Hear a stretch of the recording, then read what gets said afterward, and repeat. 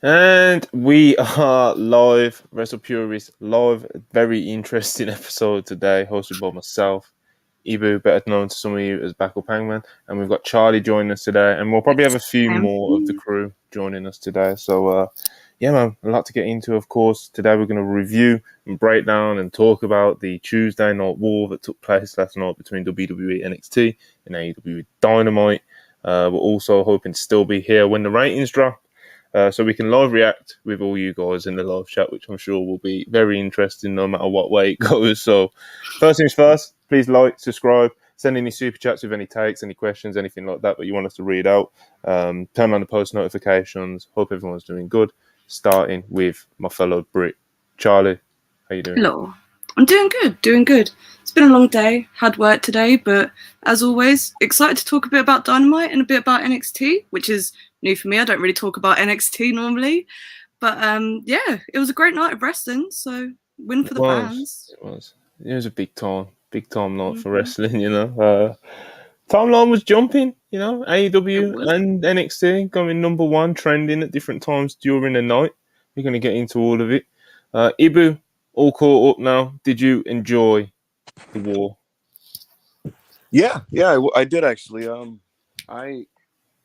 I was following some of what was taking place through Twitter because I was at work, and it's a very. What's the one thing I sent you? Sorry, I sent you like one thing during the show, which was like, yeah. Was it Cody and Toni D or something good? Look it up. I think when Cody announced that he's the general manager. Yeah, that's really funny. That's really funny. When I was following the show through social media, the shows, I followed the first half of the shows through social media. Very different experience than like watching them. Like NXT almost seemed like this surreal, bizarro world shit show when you follow through Twitter, because it's just like Cody is the general manager of NXT. LA Knight is guest refereeing an Ilya Dragunov match. I'm like, what the fuck are they doing? And I'm like, what the hell is that? But no, I had a good time. I thought Dynamite was the best Dynamite in a long time, to be honest with you. Just very much generally no nonsense.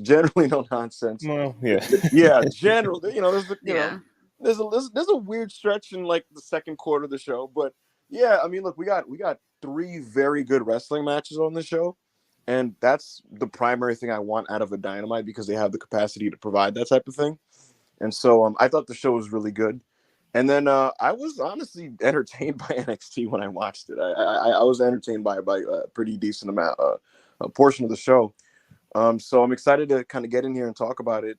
And regardless of, I expressed this to people at AEW, regardless of how these ratings turn out and shake out, I thought it was very telling that when push came to shove and Tony was backed into a corner, he went back to the calling card of professional wrestling. And I think it's very telling that on a night like this, where he was going toe-to-toe with someone, he let the Jarretts of the world stay home. He pushed the Hardys of the world. My point is, a lot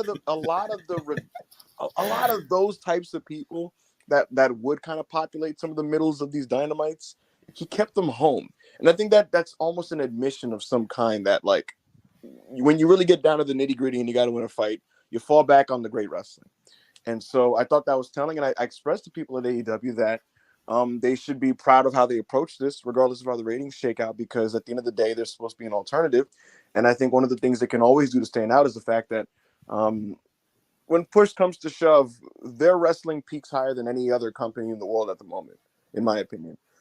So yeah, man, we'll see how it turns out. I'm excited to react to the ratings. I'm excited to get into all the stuff from both shows. Actually, there's some things that popped me on both shows, so I'm excited to be here.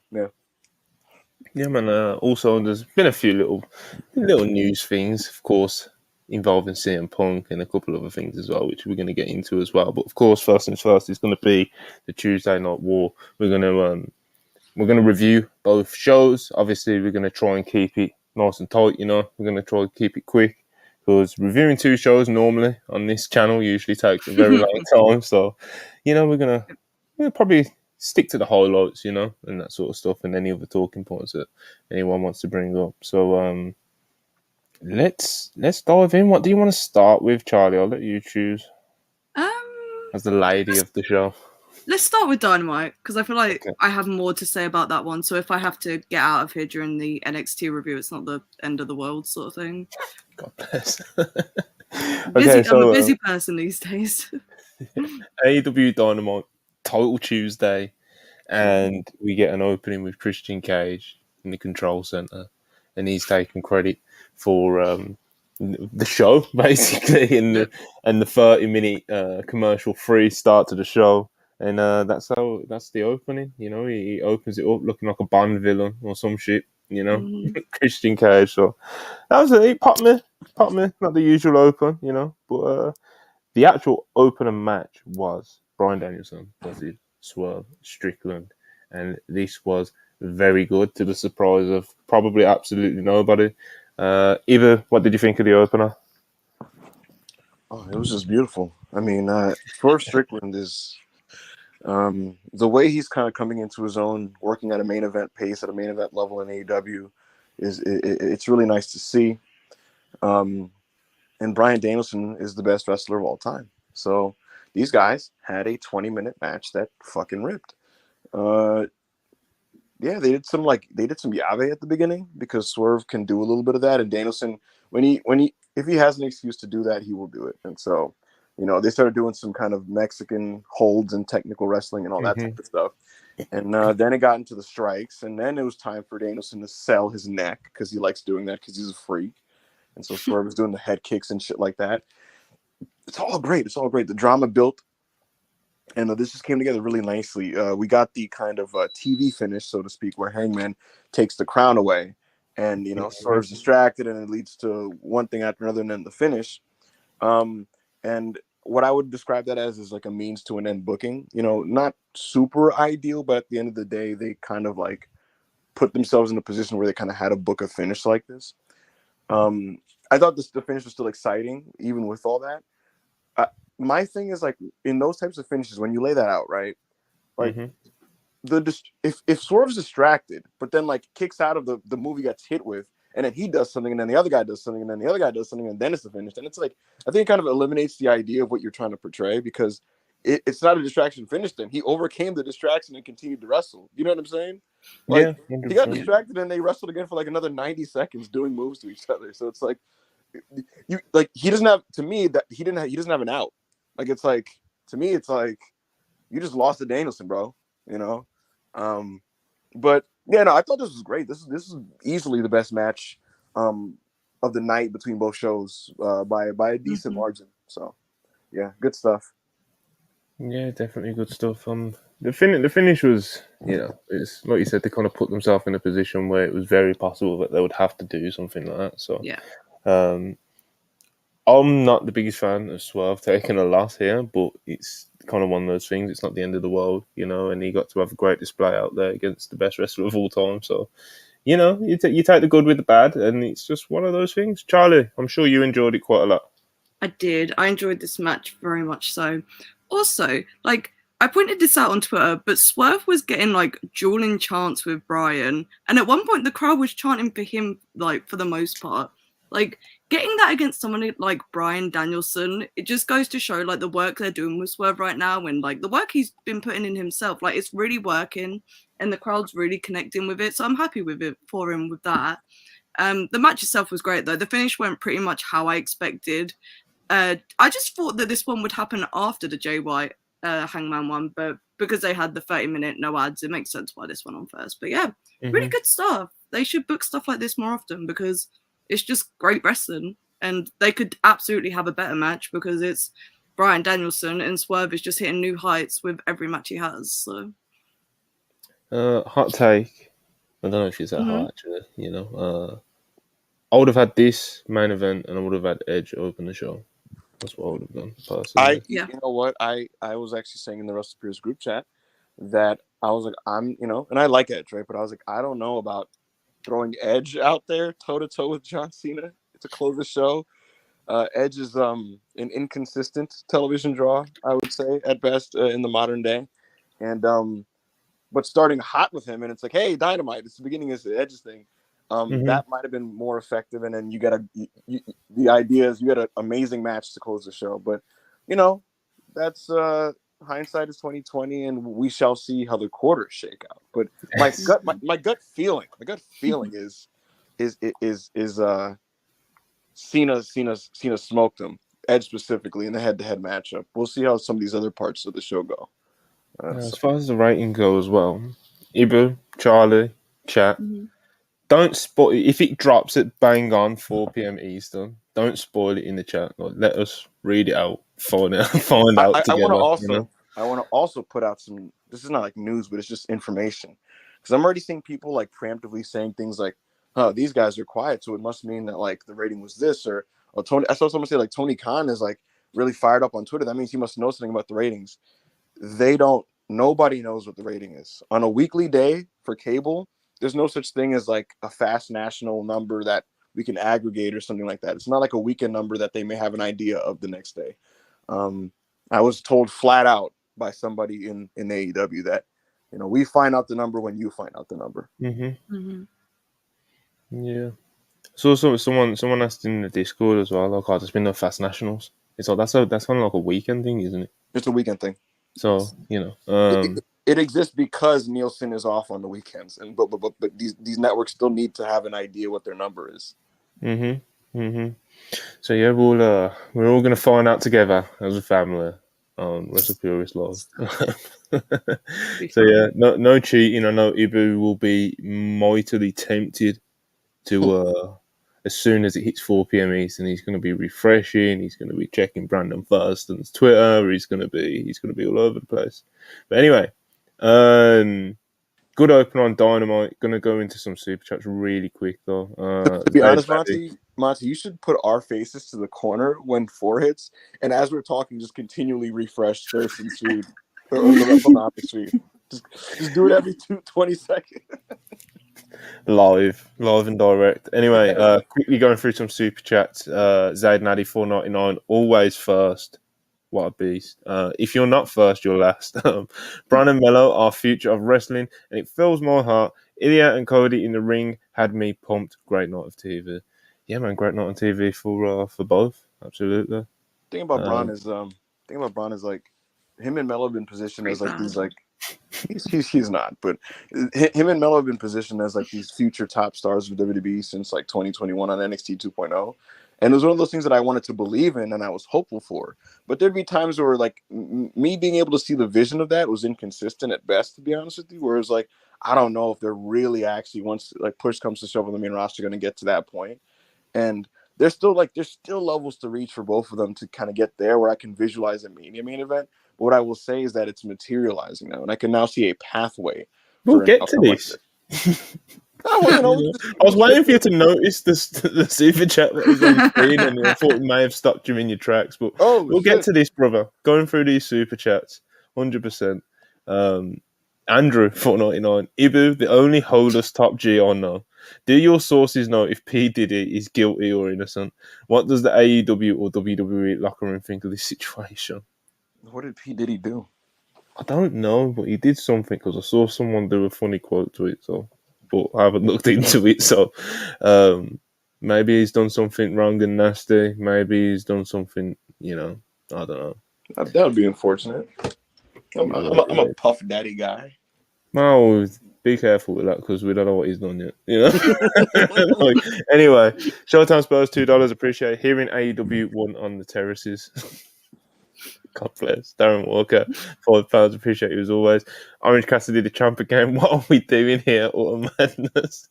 Oh, Darren. Darren Walker, man. I'm sorry, brother. I'm sorry. Did Dave say anything about Fenix? Because I was under the impression that he was dropping tonight no matter what. He's beat up, isn't he? It's been it did seem that way. Yeah, he was going to drop to Mox. Mox wasn't cleared. They had to figure out who was going to be the replacement. Cassidy is probably the best choice you could go with. So Globe Wrestling 199, appreciate it. Either any scoots on WWE reportedly, then annoying CM Punk. I can tell you this. Look, Punk and WWE were communicating. Like that just happened. They were communicating. CM Punk on his end was very much down to do it. He was very much like off rip, like I'm verbally agreeing to a deal here. Let's get this thing done. And WWE was the whole thing of like, oh, so now let's they were trying to gauge where he was, and then basically decide to kind of like what's the word I want to use? Weigh the positives and negatives of doing this, so to speak, right? And when I spoke to Punk's camp about this whole situation 2 to 3 weeks ago, this was spoken about like it was a formality, and then about a week ago, the tenor slightly shifted to there are things that need to be done and stipulations to be met to make this happen, and a lot of them seem to be centered around me having him having to have conversations with various people and that type of thing. My assumption, to be completely honest, is that like there was some pushback internally by the locker room and people in the company, because Punk has massive heat in WWE with some main event stars and some of the just office people. And I would not be surprised if they kind of pushed back so hard that the company kind of slowed down the talks, and then we got to this point. So that was what the energy was like last week. But even with that, Punk's camp was still kind of talking in a well, hopefully this thing is still going to happen and we're ready to make it get done and let's see what happens type of thing. And like, again, it was still talked about in a formality sense. I know that they're making all these teasers on television, and they just did a GTS on Monday. So who the fuck knows what's going on? I will reach out to them for comment again today to see where things stand. But Dave and Sean said what they said. And they told Talent that he's not coming in. But again, I can tell you just straight up that talks did happen. And again, Punk was ready to go, wanted to go, ready to do this thing, and communicated that to WWE, and that's kind of what happened there. Interesting. Definitely is. Well, Chisholm, $2. Appreciate you as always. I wish Cody and Jay pulled up on NXT drunk. Well, that would have been interesting. PGMOL, $5. Delighted to announce Rick Knox has joined us as a video assistant referee. Deep cut there for the Premier League fans. Darren Walker, £5. Appreciate you. I'll be at Royal Quest at the weekend. Can't wait for Ospreay versus Sabre Jr. Sadly, no women's match, so no Julia, which is a big shame. Yeah. You're going to that, aren't you, Charlie? I am going to that show. Yeah, there's no women's match, but I wasn't shocked because Royal Quest has... Actually, no, they had women's matches last year. I was about to tell a massive lie. They did have women's matches last year. You need to write a stern letter, Charlie. I do. This isn't good have enough. Some words. Monty, King of the North said all friends wrestling at the WWF, and I'll tell you this, more so than ever before in this company, the opinions of the talent on the main event level are like valued, because like years ago WWE did not want Goldberg to come back like after his first return run. Like they were like fuck Bill Goldberg, what does he do, don't bring him back. And Vince would be like, I don't give a shit what you guys think, and he would just bring him back. You know, talent would be like, this is a stupid story that we shouldn't run, and they do it anyway. Now it's like, maybe because Hunter just likes being the babyface boss. Now, if some people are kind of like, Punk, I don't know, he's just kind of like, oh, don't be mad, guys. You know? So, yeah, their opinions are very much taken into account with these decisions now, more than ever before. God bless them. For better and for worse, in my opinion. God bless them. Yeah. Well, Chisholm, $5. Appreciate you as always. It's funny. No, Ibu is gone and he's back again. Well, Chisholm, $5. It is funny. Both shows ending with 50-year-old men stood tall. But there is some great. Codeman's left hand, 199. Did he call the hit on Tupac? Is that actually what's coming round? Maybe it is, maybe it is. I don't know. This isn't a pop culture podcast, people. Sure anyway, I'm too old. I'm only in my mid-20s, but I'm old. Anyway, Darren Walker, £5. Appreciate it. Saw Suzuki versus Kingston on YouTube. Maybe get Eddie versus Jay Lethal. We need a Eddie and Double J promo segment too. That could be funny, but it could also be like tragically awful. Be a disaster. I personally do not want that. Charlie, you know what that sounds like? That sounds like a program that Dynamite would start next week, that people would like meme and yuck it up and act like it's #actually good. And then and then we're skeptical of it, and then by week 3 we're like, please fucking end this thing, you know? Man, that happens with every Jeff Jarrett thing that ever happens in AEW, and people always tell me I'm wrong, and it always ends up being like mostly bad until like a kind of fun match. And it's like, bro, the match quality is not there to make up for these programs anymore. That's the thing. Like, it's please, like Jeff Jarrett, please stop this. You have had 6 title shots this year. I may be exaggerating, but it's been a fucking lot. Anyways, we're not here to talk about Jeff Jarrett. We're not here to talk about Jeff Jarrett. Sorry, I had to get that off my chest. I have some feelings. You know, we've spoken enough about Jeff Jarrett. We need to go back to Dynamite and keep this review ticking over. You know, Samoa Joe, my future world champion. Another great video package from him. And next we had Powerhouse Hobbs. He just killed Chris Jericho.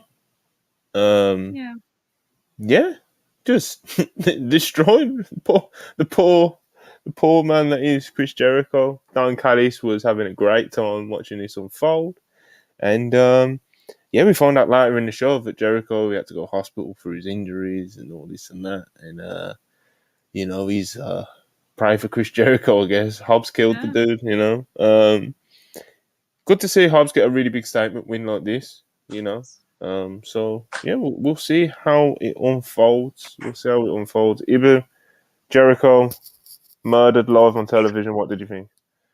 I would have cut it down by like a couple minutes, and I would have, I just would have cut it down a couple minutes. It's one of those things where like you watch it, and after like 2 spine busters, you're like, all right, I get the point. You know, the point is, well, Hobbs is strong and dominant, and Jericho's overmatched, and you're like, we're gonna reiterate this point to you for 5 more minutes, and it's like, okay, that was just kind of my feeling on that. But look, I had a weird structure. Yeah, I'm glad Jericho put him over though. Yes. And let's see how Will Hobbs push number 7 goes. You know. Everyone's rooting for him as well, so it's weird that like you know, it's just one of those things. Charlie, you got anything to add? Like I just said, like it just felt like it was weirdly structured and went like a couple of minutes too long. Because like I don't know, it kind of got lost in the middle a little bit. But I'm glad that Hobbs went over, and I hope they keep putting him over in big positions, and it works out for him because I think he's a great talent, and his pairing with Don Callis could do something for him. So see what happens. Absolutely. We got some more brochacho shit. Well, not really, because it wasn't MJF and Cole, but it was Cole with Roddy. You know, he's looking after Roddy even though he needs surgery on his ankle, and they're doing all these supposedly comedic skits. Not really for me, to be honest. I know a lot of people like them, so I'm not going to come up here and just kick the shit out of them. But yeah, I've seen enough of these. You know, I've seen enough. I don't know where you guys stand on them. Using the 30 minutes, 40 minutes without a break to run one of these segments was a choice that I don't agree with, but it was there. It happened. It's not for me, but they don't overstay their welcome like as they're ran in the show. So what can you do? Yeah. Orange Cassidy versus Ray Fenix. Ray Fenix, of course, he's got a bit of wear and tear at the moment. You know, John Moxley, of course, wasn't cleared for the match, and Orange Cassidy reclaims the international title. Nice match. And I'm sure Cassidy is going to consistently have really good, nice matches on Dynamite for the next few weeks. Hopefully, Moxley can come back soon. They're going to run back that match, you'd suppose. Maybe they do a number 1 contenders match between Phoenix and Mox. Who knows? Hopefully, everyone involved isn't too beat up, you know. But yeah, Cassidy, international champion again. Any takes, anyone? No. Nothing to say? It was pretty cool. The match wasn't anything special, but when you consider Phoenix is injured, it just, when Orange Cassidy's music hit when he won, it didn't surprise me because I'm just so used to him being champion still. I was just like, yeah, OC won, of course he did, he's champion. And then it hit me that I was just like, oh no, he wasn't champion, but now he is again. So 36 days he didn't have the belt. The match. I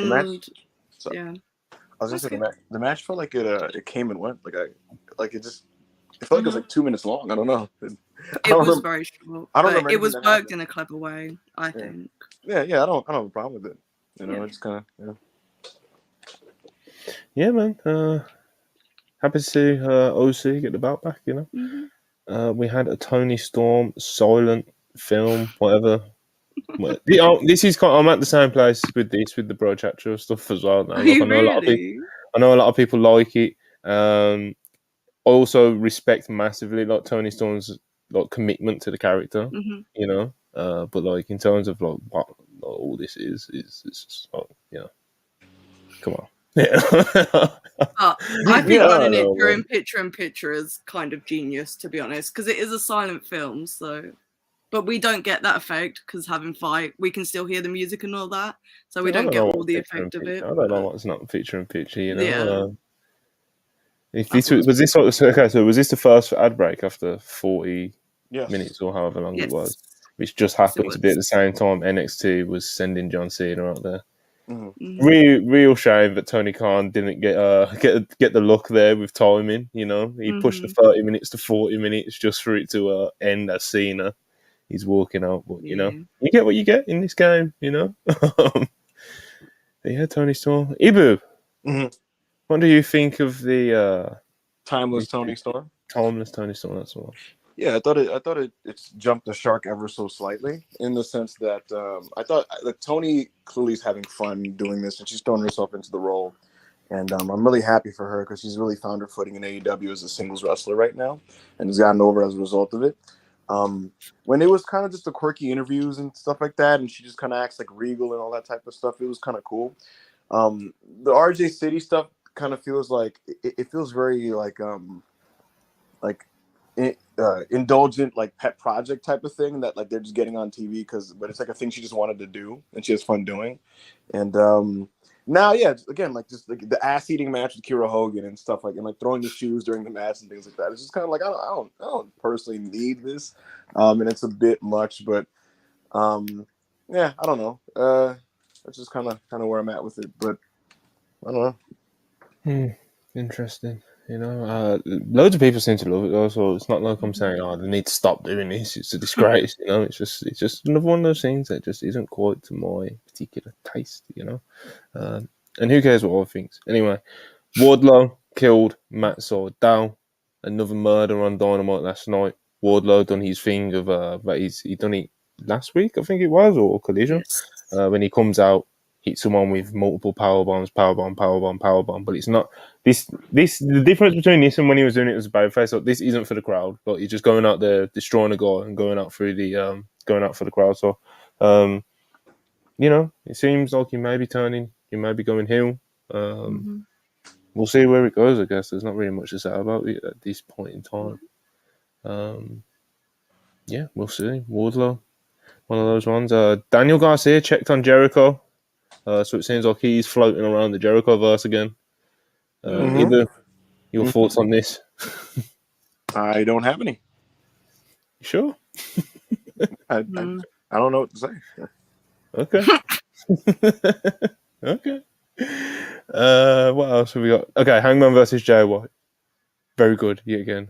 I love watching Jay White wrestle, man. Mm-hmm. Hangman's great as well, of course. That goes without saying. But I mean, Jay White he just picks a limb and he's just, you know, he's like, you can work the leg, but Jay White always brings kind of like an aura of like just spitefulness to his work. Mm-hmm. You know, like especially when he like singles out a body part and he's just whipping them dragon screws and shit. Like he's Yeah. just.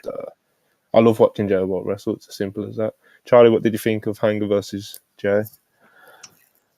It was probably my favourite match of the night. I think that Brian Swerve was better, but I'm such a big fan of both these guys. Like, I've followed both their careers very closely for like a long time now. Yeah, but as you were saying, like Jay White is just so disrespectful in how he wrestles, and like it really came across when he has like matches with people like Hangman, because like you can really tell they have a lot of chemistry. And this went about how I expected it to as well, with Jay White getting the win, but I thought it was really fucking good. Again, just more people that I think can have yet another match, like another better match, like when they meet again in the ring. So I hope that it's sooner rather than later, because I love watching these guys wrestle. I think they're fantastic and probably did very well for the female demographic, if my Twitter timeline was anything to go by, because people were very into this match. Good stuff, good stuff. Ibu, I'm assuming you also enjoyed this very much. Yeah, I love the work in this match. I thought it was Mm-hmm. absolutely killer. These guys have great chemistry. They hit hard. Jay White is so precise, you know, Yes. and targeted with his attacks. Mm-hmm. He knows how to work like a heel. Hangman hits hard. He's a badass when he's in there. And so I thought that this was worked with a great pace, and I was loving the structure of it. What I would say about this match is it felt like the first 70% of like a big time great New Japan title match. And that like we got the finish right before like the trademark dynamic closing stretch, like the crazy counters and like counter finisher type thing.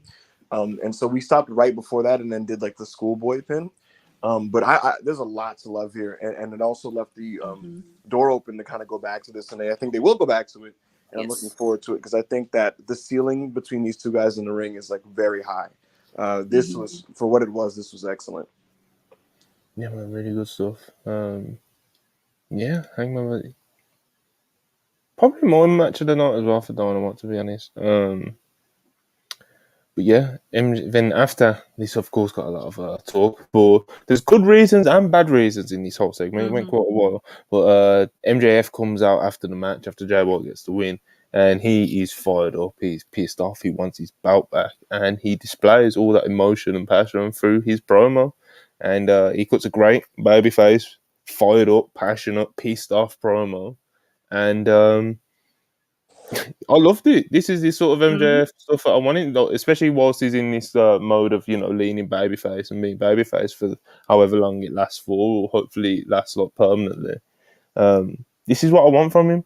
I know that some people may like the the wink wink, doing like catchphrases and like having a bunch of like proper like back and forth with the crowd, and it's holding the mic up and directing. Yeah. Like I get some people really like that, but like there's a time and a place. I think like, well, when he started doing it, and when he was doing it every week, and obviously it came to a head last week. With kind of the criticism of it anyway. So yeah, this is the sort of this is the mode I want MJF in. Charlie, I know you're very back and forth and you struggle with MJF at times, and sometimes you love it, but where did you find yourself on this one? I thought this is the best promo he's cut in like a long time. Because like I enjoyed some of the promos he did over the summer, but this was the first one that he felt like a really believable baby face in the terms of, okay, I actually get what you're fighting for right now. So I really enjoyed it. I think he was great here. And I wouldn't want to say he kept up with Jay White because that feels a little bit like, I don't know, it feels like the wrong sort of phrasing, but it was definitely like a lot closer this week, like because in previous weeks Jay White was like so much obviously better on the mic in terms of in terms of like content and that, but like this week, man, Max held his own out there. He did really good, so I enjoyed it. Yeah, like MJF's delivery is always going to be like great, you know, but it's like the content of what like you just touched on, like the content recently did get very shallow. So this is a lot better, of course. Ibu, I know you love this one. Yeah, just this is what this feud needed and called for. What I want out of Max is to be personal, introspective, serious, and also be on track as to what this is all about. And in a few of these shows and promo segments and vignettes and brochacho skits, we almost lose sight that like he's the AEW champion and that he values that. And this was a nice reminder that the championship is the most important thing in the world to him. And it's a prize that's worth fighting for, and it's a prize that men kill each other for, which is what it should be. This is a sport. That's the top prize in this sport, in this company with all these serious wrestlers. They should be willing to die for it.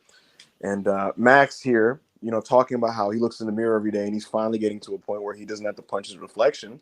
It's one of those like subtly dark things that I think is just mature and also grounded in reality that somebody could get behind, because you're watching somebody who's not a finished product or a perfect person, but he's trying. And that's what makes somebody endearing. Not every babyface has to be a perfect person, but what makes somebody a babyface is that he's trying. He's just trying, and it's an ongoing thing with him. And so I really like it from that aspect of it. And again, he talked about how like the triple B is like the most important thing. So this was just very focused and targeted towards what matters, and I'm glad that he did this because it draws a big contrast to what he was doing. And for anybody who was trying to kind of cope and defend that stuff, I mean, there's no argument as to what's better. Like they shouldn't be like cracking jokes about the AEW championship and like throwing like childish insults like tofu and talentless taint. Like this is just better. So I'm happy it happened, and I thought this was a great promo. Yeah, good stuff. And speaking of great stuff, we have been joined by Joe Hulbert, and in typical Hulbert, unfortunate, what's the word? Coincidence. He happens to join us right at the time when we are about to touch on quite a touchy subject. So after everything that MJF said, MJF and Jay White, they go back and forth, and but at the end of kind of like the Bullet Club Goals promo, Juice Robinson, he gets on the mic and he has a stack of quarters with Friedman on them, of course, MJF's name, and he, everyone. Well, not everyone knows, but obviously AEW fans know that Juice Robinson has been known for hitting people with a fistful of quarters. Obviously, he doesn't normally write the names of the people on the quarters and cuts promos about them. Obviously, a lot of people saw this as very insensitive, especially at the time that we're in now. And, that was kind of meant to be like the point of what Juice was doing as a heel at the time, as Max's came out and basically said, he's trying to tell a story and stuff like that. And it's his story. And I guess he has every right to tell the story how he wants to tell it because it's personal to him. My opinion on it is I don't really have one. I do think, I do think that the timing, of course, was very touching. That is kind of my only opinion on it. I have no right to tell Max how or why he should do whatever he wants to do. It'd be like, say if this was black characters, it would be different, and say if he was a white guy in the middle of the ring and he pulled out a fucking banana or some shit and it got like really creepy racial in that way, then like, maybe I'd have more of a point opinion on it. But as this being out of my realm or whatever the fuck you want to call it, I don't really have much of an opinion on this. And if you're offended by it, you have every right to be offended by it. If you're not offended by it, then you have every right not to be. So that's where I stand on it. Yeah. Like I said, a bit of a touchy subject, but go on, Ibu. So I heard about this before I watched it, and then I watched it, and what I decided to do was just read what people were saying about it. Like I was doing a lot of listening, right? Mm-hmm. And so I read what Max said. I found out just how many Jewish mutuals I had because they all decided to kind of give their views on this thing, and I'm reading their opinions. I'm reading what some of the fans are saying, and it was interesting because you had like the WWE Vincel type people who were like using this to concern troll and like kind of score a point. You had I had Jewish mutuals who just were really like appalled by this and just didn't see the merit in even going in this direction. And many of them were expressing just the feeling of wrestling is not the medium to handle something like this, and they just didn't have faith in it being handled in a productive way. I saw people who were just like AEW fans who were just kind of like doing the whole like it's not a big deal, like he always does the quarters. But the point is, I did a lot of listening, and I was just reading and listening and hearing everybody's opinion. And the conclusion I came to was just that I personally am not in a place to kind of make some type of supreme objective ruling of any kind. But I will say that the reason why wrestling, especially in the modern day, veers away from these types of things is because it's tough to reach productive and poignant conclusions to these types of stories within the medium of wrestling. But again, Max is free to tell the type of story he tells, and we'll see where it goes from that standpoint. And like Monty, I echo that. I totally understand why a Jewish person would watch this and just think it's not the play to make, and I've seen people make that point. So that's kind of where I stand with that. And one more thing. I saw someone ask, like, how come in fiction, in other forms of fiction, we can allow fictional characters to just be really bad people, and that in wrestling, you just pretty much said it. It's like the medium of wrestling is just it's not really the place for it. So yeah. Charlie, Joe, you got anything you want to add? Not really. You guys have pretty much nailed it. It's like I've got a lot of Jewish mutuals, and I respect their opinions on this the most because it affects them the most, sort of thing. And I've seen a lot of different opinions about it, and I've just been reading them, and it doesn't like affect me personally because I'm not the demographic it's like this story is really aimed at. I'm just a random white girl on the internet sort of thing. Like I'm not religious in any sort of way.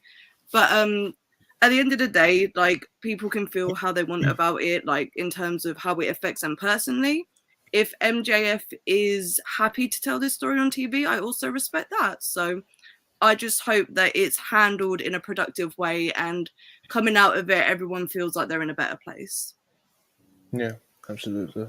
But yeah, if we're good to move on with the rest of Dynamite, we have Saraya versus Shida. Shida, 3-time champion.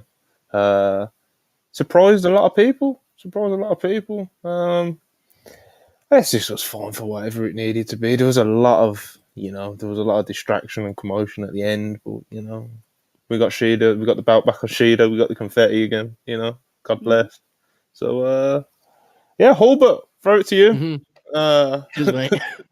Going from a very touchy subject to now you get the pleasure of reviewing a Saraya match. Go ahead. Look, between you and me and everyone watching this, I kind of thought like she was 2 for 2 with these matches in the sense that obviously they weren't good in the traditional, drop down tackle. But they were kind of like Jeff Jarrett TNA matches.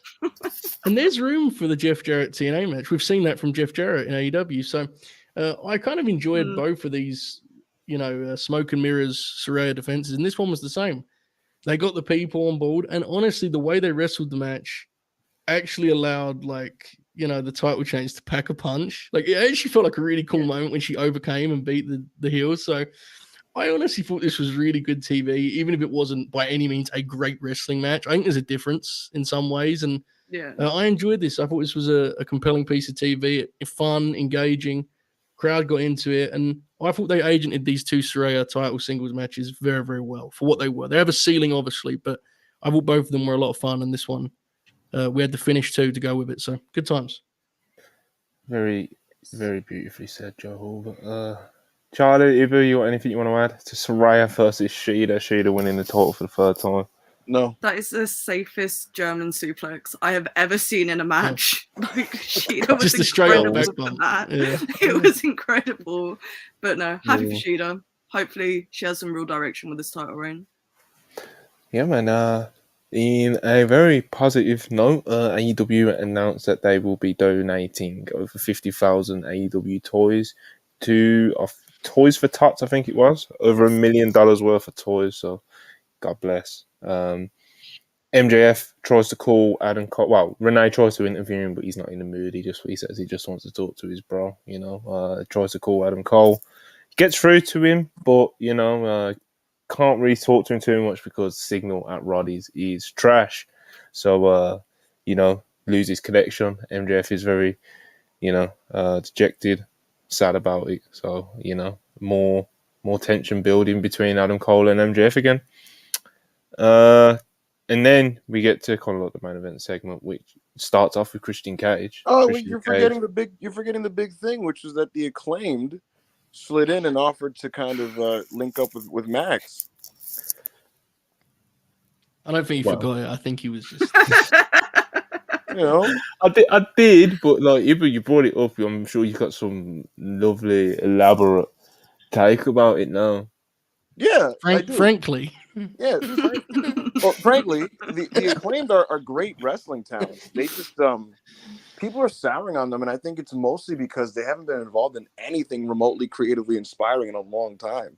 And them being roped into this Max thing, to me, it felt very much Dark Order Hangman Page 2020. And I remember my reaction when that was starting to happen was like, I don't know about this, man. These are cold acts. It feels like they're kind of wandering onto this thing with Hangman. This might anchor him, and it ended up being a really, really endearing story, and for a period. And now with Max and the Acclaimed, I do think that there is a potential for them to show some range being in a serious storyline. So what I will say about it is that I'm open to seeing how it goes from that standpoint, because I think we can expect more of Max and the Acclaimed in the coming weeks. There you go. Do we think Bullet Club Gold are going to get the belts, right? Absolutely. Definitely. I predicted this like 3 weeks ago, so I'm glad this is the direction they've actually gone. As much as this isn't like the all-star tag I want for the Collision Full Gear go home show, but it'll be a fun program, I hope. I think. I have hopes for it. But yeah, main event segment, Christian Cage, he comes out, cuts a promo, hell of a promo because of course, and he makes some very valid points, you know? He cooked him, bro. Joe, talk about it. God almighty. When this was done, I was like, I think Luchasaurus is going to win this match. I think he's washed. Get him out of here. No, this was very good. And, you know, I always think the best heel promos have, like, elements of truth. And Christian being like, I guess now you want a team.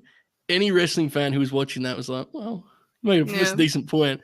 And it wasn't, the thing is, too, it wasn't so inside. It was like that's something that most wrestling fans are fully aware of. It's not like it's some kind of, you know, especially the AEW audience.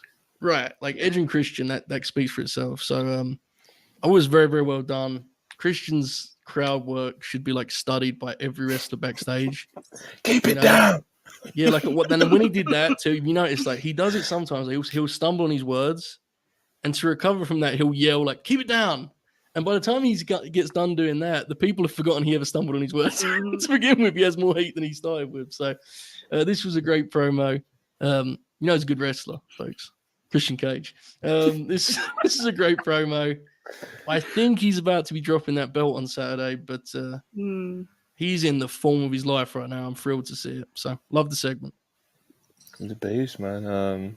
Anything else to add to the Christian Cage promo, Charlie? Eva? He's so diabolical. Yeah. It's fantastic, but it's so diabolical. Like, change the sheets. Like, that was crazy. I don't know why. It was so crazy. I fucking love it, though. Christian Cage is such a beast. He is. Eva, you want to add anything to the promo part? That man really said, I'm better than you. I've always been better than you. You're trying to latch on to me, and I'm not going to do it, and I'm going to have sex with your wife. Like, okay. I think it's really funny that, like, Judgment Day is a part of AEW canon now. You know? It's been referenced twice. But yeah, man, Christian, I want to say that he's been awesome on this episode. Well, he's been awesome in general, but, like, the beginning of the show, when he was in the production truck billboarding the show, and in kayfabe, the explanation of the show being commercial free for the first 40 minutes was that he, as like the guy who was like in tune with TNT and Warner Media and all that stuff, he's just kind of like, well, I got them to go commercial free for you guys, and that was just beautiful. So he's just the evil fucking ruler of AEW right now. He's doing great in the role. He's awesome, man. But yeah, the main event leads out to, of course, after Christian says all these despicable things, Edge is very fired up. He charges out.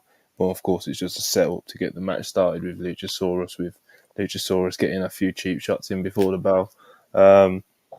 Good main event, good showing for Edge. You know, he was getting the shit kicked out of him, and then he does a very exciting comeback, especially including the spear on the outside, which was insane to see.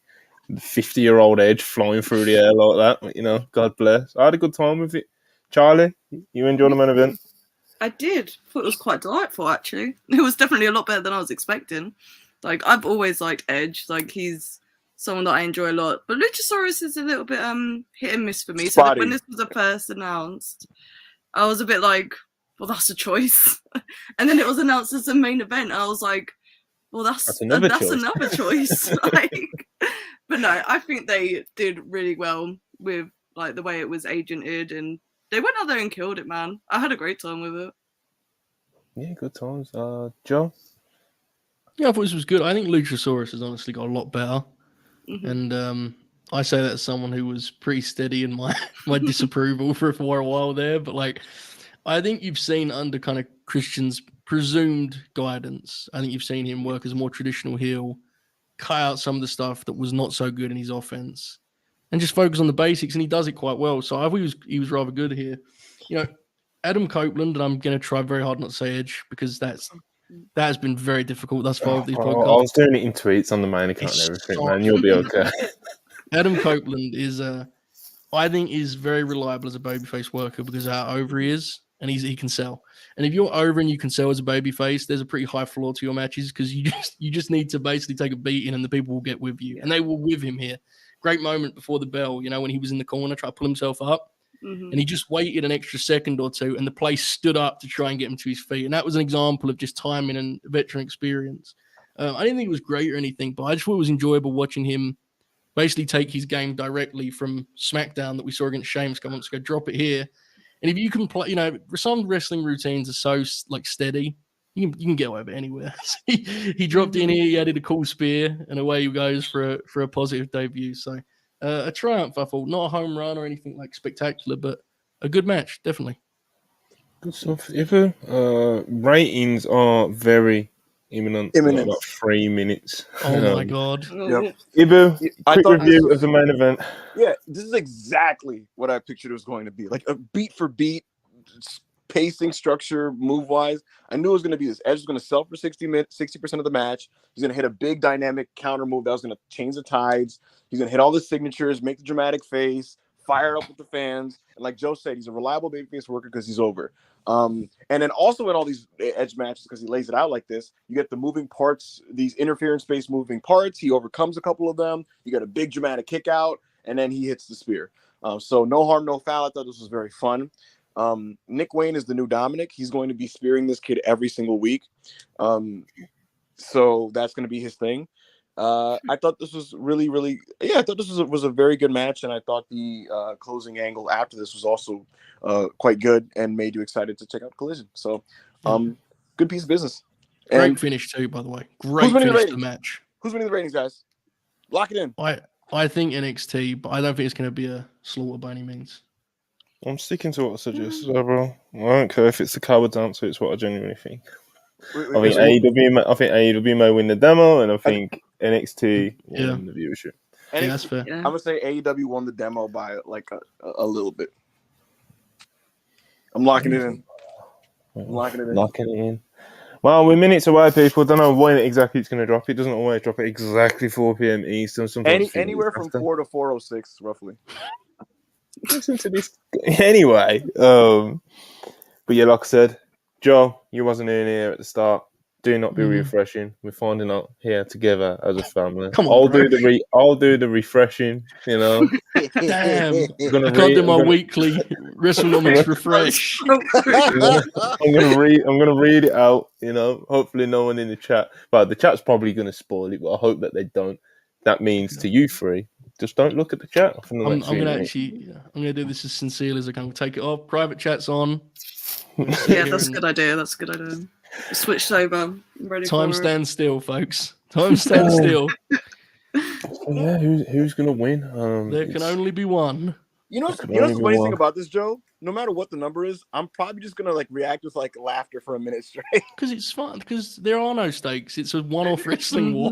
It's hilarious regardless. Brother, the Undertaker was NXT last night. This is Joe.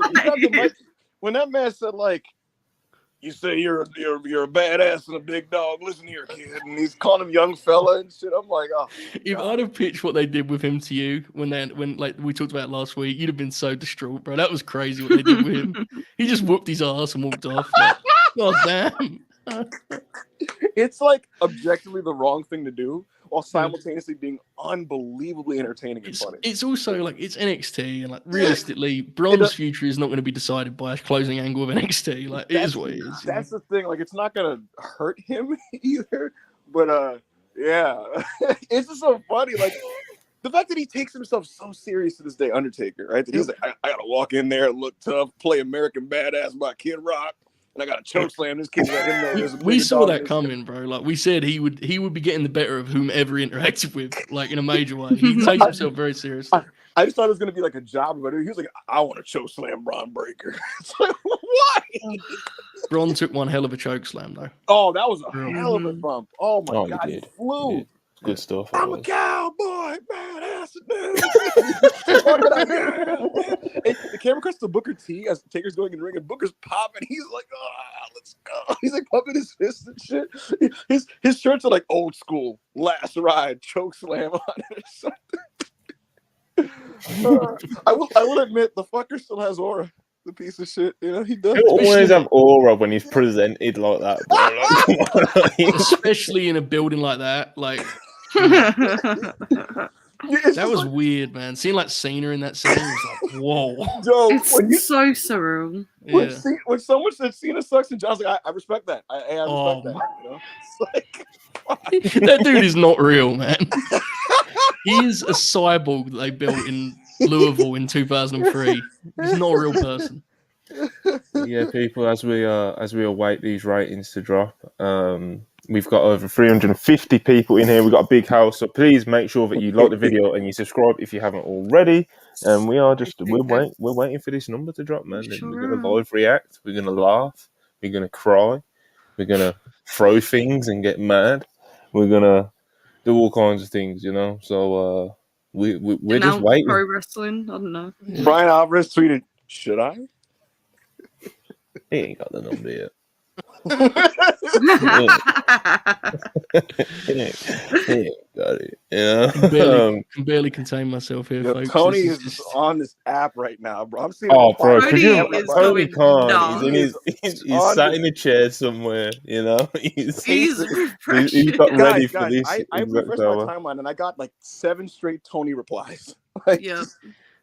Are Tony's tweets going to be funnier if he wins or loses? What do you think? If he wins, it'll be funny as fuck. Yeah, if he loses, he'll probably shut the fuck up, to be honest. I don't know, man. He's kind of going nuts right now. He's going to. I think he'll absolutely tweet through it. He just tweets "cage match forever" and logs off.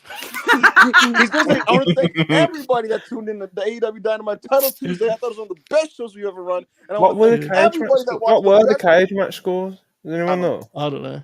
I'll have a look now while we're like wasting a bit of time. We're still going to do the NXT review as well, people. So it'll probably just be like mainly highlights, you know, but, just like we did for the Dynamite one just now. So, you know. Oh my God, Thurston, hurry up! Thurston himself is actually live on WrestleNomics right now. So, you know, he's going all in like we are. You know, Yeah. him and John Pollock are live at the moment. Yo, Joe, doing exactly what we're doing here. Joe, Brandon was like, I've been an adult for 3 fucking years. Let me make some fucking money off this shit. God damn it. Let's go live. Oh shit, you might as well talk. Let's talk about the buy-in. We didn't talk about the buy-in. So more bad people. Eddie Kingston versus Minoru Suzuki. Good time. Yeah. It was great. Yeah. We don't have the demos, but someone in WWE has just sent to me the total viewership. Mal, shut the fuck up. I'm gonna be quiet. I'm gonna be quiet. And fucking Bruce Pritchard again. There you go.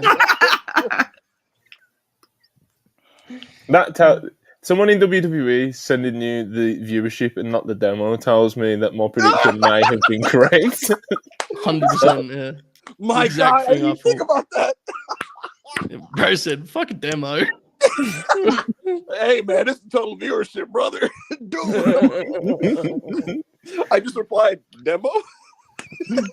Sean Ross Sapp just tweeted, looking like a really good viewership night for NXT. That's all he said? Is that all he said? That's all he said. This motherfucker. You think the pop to mill? Imagine, that would be so fucking nasty. No, see, Monty, now you got my mind racing. Now that they didn't send me the demo, now I'm like pacing in my room because ready. This could be incredibly funny. We need this as like a monthly special, guys. We need to figure this out. Baseball, get your shit together. We need this every month. What the fuck is the demo, bro? Man. What is the demo, bro? Hold on. October 9. No, that's wrong. Oh, hang in there, folks. We're almost landing. We're coming in for a landing, the chat's folks. 100% going to find out first and spoil it, and just I'm not going to see it, but I'm not looking. I mean for the viewers that are in the chat and don't want to, you know. Oh man, but yeah, Eddie Kingston, Suzuki. Anything else anyone wants to say about it? It was a crowd pleaser, brother. The house loved it, and so did I. They played the hits. You know what Suzuki's match is at this point in time, and I'm always happy to see it. Mm-hmm. Eddie was clobbering him with those chops. Though it took a lot from Minoru not to be selling some of those. They were, man, he was whacking him with those. So it was a really good time. I enjoyed it a lot. It was, and happy to see Eddie part of the big night. You know. Absolutely. But yeah, it seems like he's going to be facing like Lethal or someone next. Yeah, good match, but it's just you know, he wasn't like he wasn't on my list. You know, He wasn't Who do you think unbelievable. he's wrestling at Final Battle? Because it's not that far away, you know. Like No, December. God, No idea. so I Jeff kinda Jarrett wondered- at this rate. I know this sounds like just a whole bit fan service, but I kind of wonder if they're going to do the Joe unification. But Joe seems to be going back for Max, Yeah, right? he's It got seems the like. big one, Question, bro. guys: what would you consider as a beatdown, like as a viewership gap? What would you consider a beatdown? Oh, I it ain't saying depends shit, because bro. you can't call it a beatdown if they win the demo. Do you know what I mean? I'm So just it's like I'm just I think that this is going to make it a mess for like the perception of who won. You Well, of know, course, that was always going to happen, yeah. no, but like if I want it to, I'd like it to be clear. Like I'd Brother, like AEW wrestling- to smoke them or NXT to smoke them. I want it to be clear and definitive, and I want agendas running wild. Wrestling doesn't do clean finishes, brother. You got to bring him back for the next one. This sounds like it's going to be like a roll up where both parties pop right back up after the bell, and it's like, hey, it's Okay, fellas. Oh my got God. it. According Oh to my God. PW Torch, they're the first to tweet on my timeline. So, okay. Oh, God. NXT, WWE, NXT drew 921K in average viewers and a 0.30. AEW Dynamite, 609K average viewers, Uh-huh. 0.26 in the 18 to 49 demo. Well, So a you got your clear clean definitive, finish. yeah, a Clean clear win finish. for NXT. But Okay. in terms of demo, Okay. it was kind of close, you know. But the That total viewership's viewership kind of crazy, yeah. literally over 250,000 people, over 300K, 300 and what's that? 312K difference in the average Look at our viewership. chat. Look at our chat. Ooh, you guys Okay, are I'm gonna nasty check. as I'm gonna check hell. the Oh my chat God. now. Our chat's going crazy. Look I at did not know we had this many NXT fans. Yo, in the Joe, chat. NXT fans were waiting quiet, like, I'm ready. Yes. Joe, when we both of us when Monty said 0.3, I was like, like, That was like, it's a wrap. Throw the towel. It's over. 0.3 is crazy, man. That's oh, I'm getting they it weren't tweet beating out. that. oh my God. Honestly, 0.26, considering their viewership, is like impressive. Because that's when you said 609, I was like, phew, they're gonna be a ways off in both fronts. It's because they've No, done no, the no, wrestling, bro. Like, I our think demo two- loves actual matches, 100%. you know. So, WWE NXT viewers 921. They're the tweet here, 18. folks. Yeah, I'm tweeting. Guys, fill dead air for me Yes, whilst I will. I'm tweeting. I React. expected we Joe, did our what- predictions. I thought NXT would win. I did not think they would win by that distance. Especially, I mean, viewership was going to be there. You know, like winning overall is impressive, but winning by 300K that's substantial. It's quite the Yeah. victory. Oh, Yes. well, I know they're absolutely throwing a party in Stanford right now. Mhm. Ibu's run off. Absolutely. They Yeah. got one. They got Put a one message back. in a private chat. What's he said? What's he done? Has he had a panic attack? Well, no, I can't read out what the message you put in the No, you private can't. chat, You but definitely can't. that would be quite a Folks. thing to say on it. Globe Wrestling said Rob is taking a victory lap right Oh, now. I need to read this I'm- message.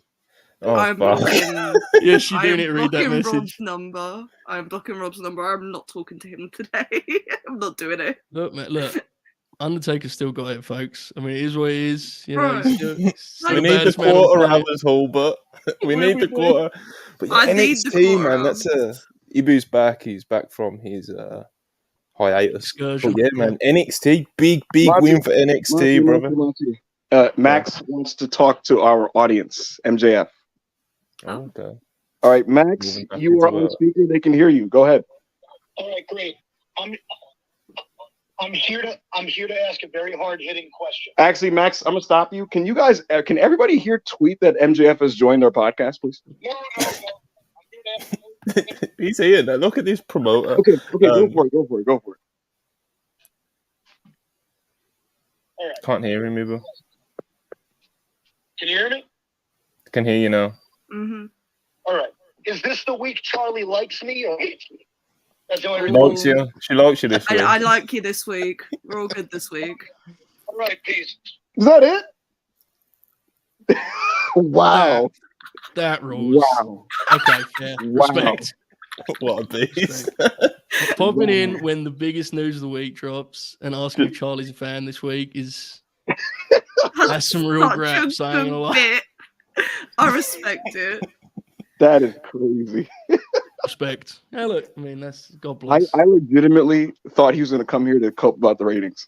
Ibu was ready to like do a full promo campaign just for that as well. That would have been I was fucking hilarious. expecting like He said nah. Charlie I was was good. expecting a good old fashioned like at least the shows were good, which I would have respected because that's the correct pivot, you know.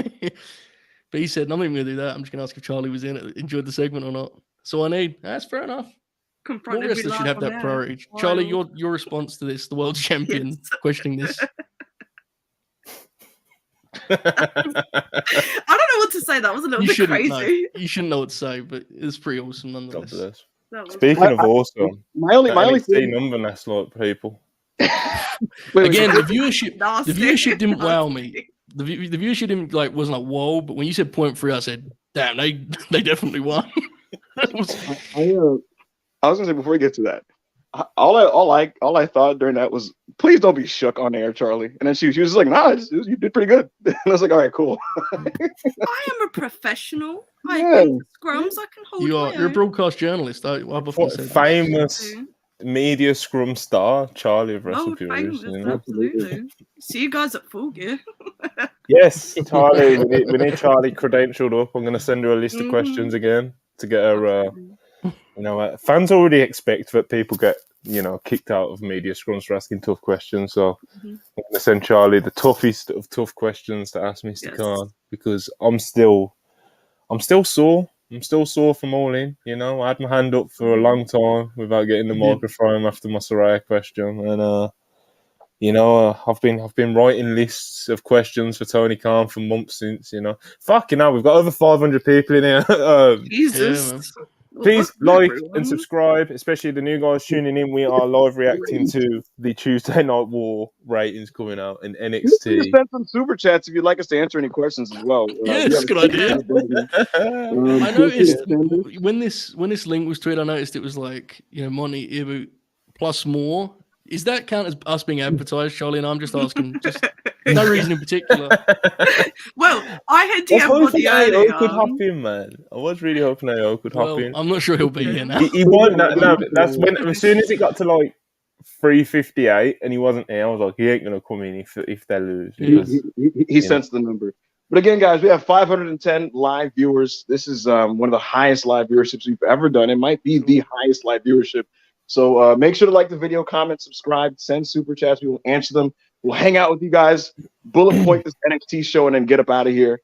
Yeah, man. How you feeling, Monty? Are you surprised by this rating? Am I surprised? Yes. Are you surprised by this number? I'm surprised. I know it was only a 0.004 difference, but I thought the demo would have. I thought AEW would have drew better than a 0.26. That's the only thing that surprises me. Even the 0.3 for NXT doesn't blow me away or anything. Do you know what I mean? Very, very, very good number for them, though. Of course, yeah. For them, it's high. Great number for them, but it didn't shock me.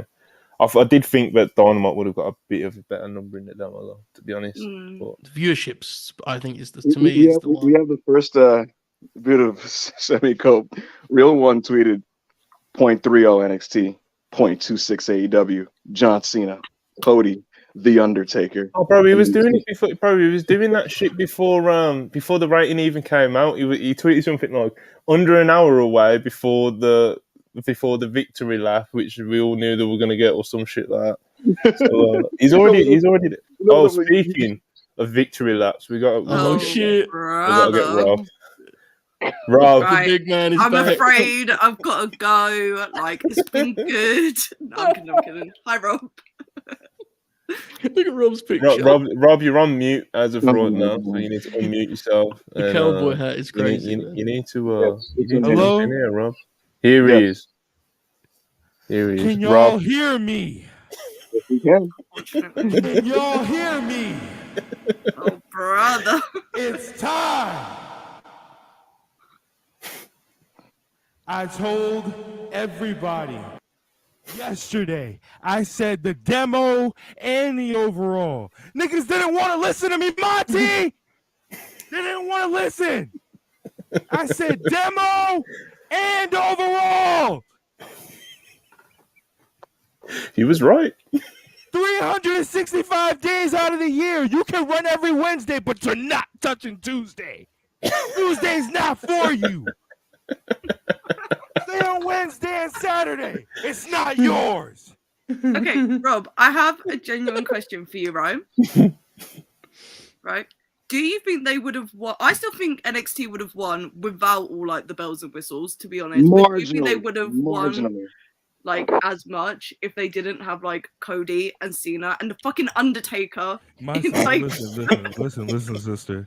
If they had all the people they had on, if they didn't have all the people they had on last night and Gallus was on, yeah, they definitely would have lost. But that's not the point. The point is, what happened? Here's the thing about Rob. Here's the thing. Question. Yeah, but you sound like you're underwater, by the way. So I don't know if you're covering your mic slightly or. I'm gonna switch. Oh my god.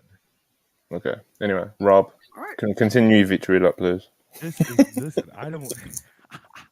I was scared all day. Yo, I was fully prepared to run away. I was fully prepared. That rating was the other side. I was fully prepared to run away from Twitter for a day. I was not about to fire me. And then I read 900 to 600. I was like, oh, but they probably won in the demo, right? Like, so it's not really a victory lap. And then I see 0.30, 0.26. Are y'all kidding me? Rob, what I was gonna say is the thing is Toni responded with the stack card because NXT decided to stack it up with like Cena and stuff. So like let's say like they would have just done their normal recent NXT, which is NXT plus Dom, right? Versus a regular Dynamite. Curious how that would have done. I think that would have been like very close. It would have gone either way, but yeah, man, they got the victory. You know what I want to know now, Monty? So nasty. Yeah, the quarters is obviously like, we're going to be studying those, you know. They're going to be studied, bro. We're not going to be the only ones that study. Danny Palmer and Lola Vice, you know. I need to see how that performed, brother. That was some real music, bro. This is I thought it was the best. This what y'all get for playing with Big Michael Sean Hickenbottom, nigga. Don't play with Sean Hickenbottom, nigga. It's not safe outside in Orlando, Florida. They loaded it up, brother. We even got Jay Cargill, you know.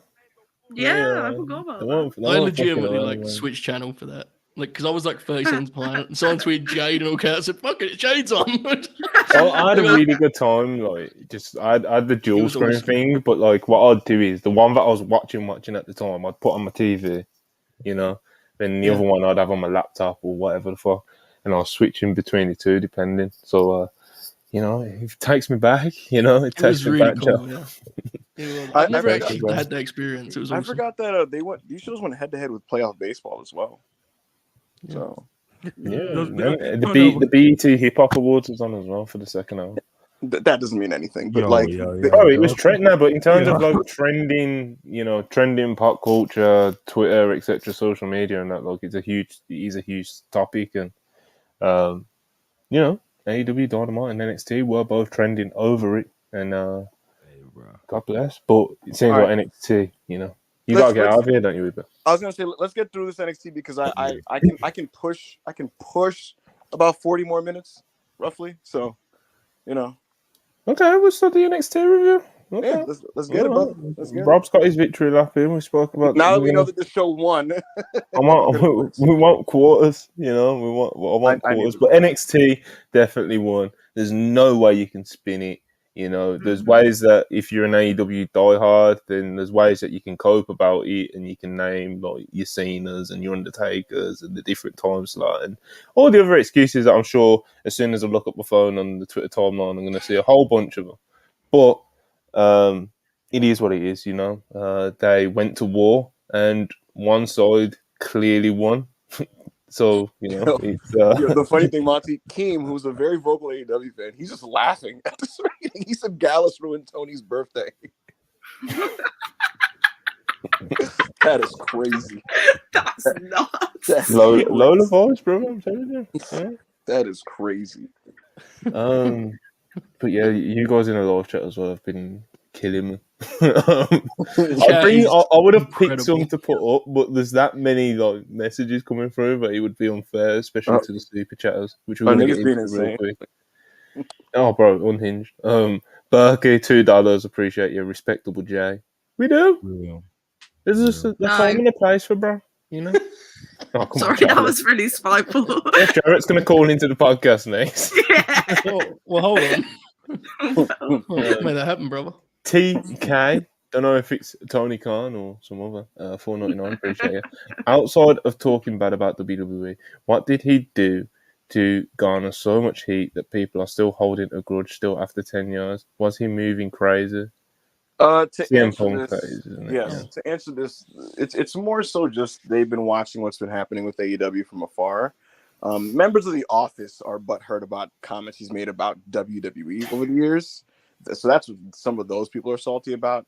I can give you straight up names, bro. People like Brian James and Michael Hayes are not fans of Phil. Not that like Brian James is going to be the deciding factor of any decision made of any kind when it comes to talent acquisitions. But that's the deal with that. It's really more so that some talents have heat with him. There's other WWE wrestlers who were his friends that he kind of shut out during his time away that like feel a way about that. And the bottom line is they've watched what's happened from afar with the Brawl Out and then now this fight in Wembley. And so the feeling is just kind of like, do we want to take that in when business is booming and things are going well? And again, to me, it was looking like it was going towards the direction of we'll do the business anyway, but we shall see what happens. I can tell you this straight up. Nick Khan was like, he was doing positive, negative, like gauging, so to speak, about this whole thing. Okay. Well, yeah. You mentioned about him, shutting a lot of people out after he left WWE the first time, and a lot of people felt a certain way about it. And it's hard. That was kind of the reason why he fell out with Colt. Apparently, some say, but like when they were going through all the legal troubles, Colt went out with like Kevin Owens and a few of the other guys that he knew from before, and CM Punk was under the impression that both of them were completely shutting out everyone from WWE as this was going on. And when he found out about it, he wasn't very happy. And apparently that was one of the reasons that. But, I'm sure you would be able to find out better than that. Anyway, Matthew Makovsky, $5. The last name is pronounced Makovsky. I nailed it. You nailed that, bro. 4-gear tickets have officially been received. Hope to meet you, Charlie. Oh, Charlie's I going to will have the be 8x10s. You're going to have the Yes, 8x10s. absolutely. I will be in LA Wednesday to Monday, so if you see me about, please say hi. But don't be creepy about it, please. Be I hope normal. one day that like more specifically Joe Hall, but like all of our 8x10 bits can become a reality. Well, I do want to say on Charlie's behalf, like after what just happened with MJF, price just went up. We're talking. I'm a big deal around these parts. We're talking $50 8x10s. Speaking of which, Tony Khan, if you would like to come by the show right now, if you want to call in, and if you'd like to call in and talk about your birthday, ask if I like you this week. Genuinely, like I'm like so serious. Like Tony, if you'd like to call in on the Russell Pierce podcast, because there's a non-zero chance you were listening right now. Maybe if it was just me and you, or just yourself, or well, I doubt you'd jump in with 5 of the guys from You know what would be the best? You know what would be the best scenario for entertainment? If he came in, he was just kind of like, "Hey guys, what do you think would happen when the fucking Undertaker and John Cena and Cody Rhodes put against me on my main night?" Oh, it's like talking cash shit. But now, Tony, if you'd like to come on, just come on. You're invited. The floor is open. No, of course, he knows he's invited. Bro, $5. If y'all need a Wrestle Purist Jewish correspondent, I got y'all along. Appreciate you, bro, as always. We've got a lot of Jewish friends in our circle. I'm not sure if have we got an actual Jewish podcast? I'm not sure. We are very diverse, very, very diverse, from all continents and backgrounds. So we probably have, well, I'm not sure, but definitely keeping it in mind, bro. Brian Buster, $1.99. Appreciate you as always. Old guy, babyface, Adam Edge is phenomenal stuff. He's good, man. I like him a lot. I love that match from last night, by the way. Good stuff. GN, £2. Appreciate it. Time for Tony Khan to call Punk Hogan. Who knows? Could you, let's say hypothetically today, Punk got the big no from the World Wrestling Federation. Could you man him totally spinning this like a wrestler and hitting up Tony right at this rating going, you know what you need, brother? Give me Collision back, brother. Oh, coming back from my baby. The thing is, like in relationships, it would have to be like at Tony's most lowest moment tonight. He's drank a little bit. He's listening to some sad music. He's looking at what happened, and then you get that call like about 11:58. Is you up? And then you just kind of go from there. Yeah. Anyway, Kimberly, appreciate you. $2. We are NXT. Are you ready? Hashtag DX boys. Hashtag cry Ibu. Hashtag mellow better. I don't care either way.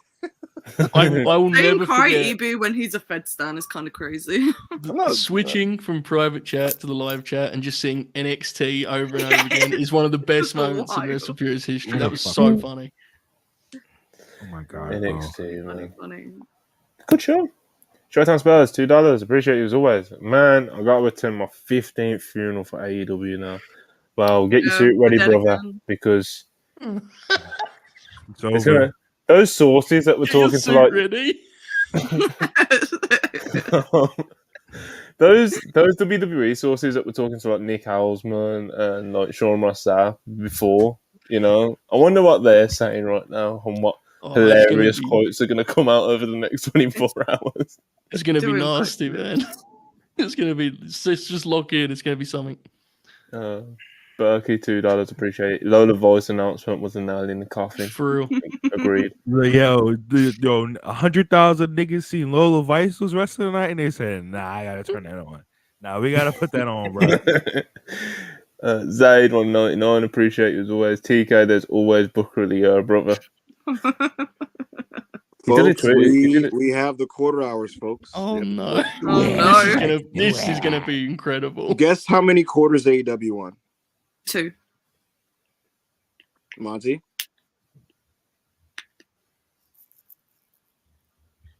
One. Joe? I'm at 1 too. None of them.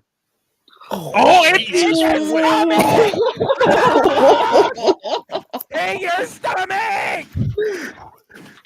That's definitive, Monty. That's what you're looking for. I got what I asked for, but yeah. Definitely got your brother. The biggest total viewership gap was during the quarter that had, this is so blurry, Jay White versus Adam Page versus Tony D backstage with Cody and Dom Mysterio versus Ilya Dragunov was the Tony biggest. D, baby. Oh my god! So Dragunov versus Dominic went head to head with Jay White Hangman, and that was the biggest ratings gap. The closest that this ever got. Crazy. This got crazy. Yeah, carry on a bit. Sorry. This got very close. Talk to me about the main event, brother. I want to know what Adam the Edge Copeland did against John Cena. Main event did 960. Main event did 960 for NXT and 80. No, not 80. Sorry, 606 for Edge. Big draw, Dominic Mysterio. Now, let me get my shit off. Because listen, I told y'all a year ago. I said Dominic Mysterio will be one of the biggest draws in the pro wrestling business. I told y'all this a year ago. I don't think we've got that far NXT yet. NXT opened at right around 1 million. NXT opened at right around 1 million viewers, and Dynamite opened right around 731. Dom Mysterio took a show that averaged at least 500,000 to 600K a week and brought it up to 800K, 900K a week. Wait, folks. Hold on. We have the quarter hours for the demos. Oh. This will be a lot closer. How many quarters do you think AEW beat NXT in the demo? 2 or 3. One. I'll go 2 or 3. I'm going with one. I got 2. I think 2. It had 1, and you know what it was? Oh my god. What was it? Chris Jericho defeated Gallus. The big man is back. Jericho. Put the belt back on him. Jericho will never die, brother. He'll never Shout out, he'll Big go Bang down. God. Yeah. Oh God, he's back. You know. That was a crazy moment though last night when those two matches run alongside each other. It was like, well, I'll message Chubb. oh, yeah, Was it that? I think it was wasn't it was. Yeah, it was. Yeah, I tweeted, "Is there a third show on by any chance?" Yeah, I saw that. I saw someone. I can't remember if it was you or not, but someone tweeted like, "Well, NWA's got a chance here. They need to start." I tweeted. In the same vein, I tweeted at MLW. Now's your chance. Oh, the world is watching. Oh man, it's a shame you Black Ball caught. You know, It is. I say that a often, big yeah. shame. Chris Jericho's about to win the international Wow. title. Bro, he's gonna be so tempted to tweet something. Okay, we need to Oh my god. we need to truck along, fellas, because we've got 16 super chats at the start, and I'm sure more will come because we are still reacting to these hilarious stats and statistics. That's the same thing. But you know, we've got super chats to get through. We'll do quick highlights of NXT. We've already done a bit of it though, but Wilches and $5, appreciate you. We all had to face it when they said LA Knight pulling up to NXT. It was over. The talks of Edge not being a draw is keeping on. Those talks probably will be keeping on, and LA Knight being announced by Cody at the start of the show was fucking hilarious, man. What a piece. I legitimately watched a few minutes of that match just because LA Knight was popping me with his shades on and leather. The leather jacket over the striped shirt. You gotta respect it, man. It's real graps, you know. Good shit. Trust the process. 1999. Appreciate you as always. Much love, my brother. Omega off December 8th. Dynamite since Blood and Guts. Bucks. Oh. 8 out of 12. Yeah. Oh, okay. Omega off 8 out of 12 Dynamite since Blood and Guts. Bucks out off 5 out of 6 since All Out. 1 promo each since Blood and Guts. No Dynamite, Grand Slam, or Total Tuesday. We're having a real convo about Heart and Soul or tiptoe around it. Got paid and went MIA when AEW needed them most. I think this is actually a really fair conversation, and I do think there is absolutely a huge portion of the AEW fan base that are absolutely tiptoeing around this. I'm not going to go out there and accuse them of being unmotivated or they don't care about the company, but there is definitely questions and conversations to be had, especially coming out of last night, especially when they've just had the fucking ass handed to them by NXT. It's like, big night for AEW. TV negotiations are going on for both companies at the moment. You're going head to head with, you know, your rivals. You're loading up a show. You know, Tony Khan's loading up a show. Where was the Elite last night?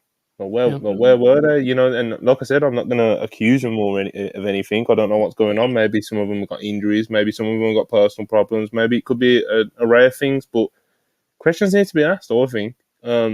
Especially when the perception is like these guys are the heart and soul. This company couldn't survive without them. This company couldn't do this. They're this to the company. They're that to the company. And it's, you know, the stats are in the super chat. All the shows that they've missed, and they're important shows. Last night being huge for them. You know, so where were they last night, fellas? I'll tell you this: I just put an elite trios match could beat, I think, an NXT quarter if it's not Cena. Yeah. Maybe. You know, they used to all the time. Can you make a singles match? You know, that's the key. Yeah. Just put out a disgusting tweet. Let's say hypothetically, let's just say hypothetically they did Omega Danielson on that show. I think that's winning a quarter, bro. That's winning a quarter. That's winning a quarter. Regardless of the reason they feel the way they do, they genuinely do feel like guests in their own home at this point. And again, we don't know the reason for that, whoever's choice is, but that's the way it feels, and it's felt that way for much of the year. This statistic is even more wild when you consider what happened on that. Like Blood and Guts, they won that match. They won Blood and Guts, you know? Yep. Like they should have. I remember the next week they wasn't on, and we talked about it when we reviewed it, and the next week opened with like a BCC tag, you know? So it's it's bizarre. I don't know what the deal is, and it's absolutely a worthwhile conversation. It stood out, you know, they wasn't present at all. Charlie, you're look at the screen. You're clearly the biggest Elite fan on the screen. How do you feel about it? It's getting real frustrating as a fan because there's no defending it. Like, especially like coming out of Wrestle Dream, right? they did this whole thing on Dynamite. They were like, the Bucks are with Kenny Omega right now because he's injured, and it's like, but do we need to write the Bucks off this show as well when it's arguably one of the biggest Dynamites you have to load up? Like, I get maybe the timing with Kenny, like being written off of this show in particular, wasn't the greatest, but you got to do what you got to do, sort of thing. But I don't know, especially with the Bucks winning the Wrestle Dream match, they've made no indication that they even care about having won that, and that they're like the number one contenders for the tag belts. Like, what are we doing? Like, why are we not acting like we care? It's called All Elite Wrestling, right?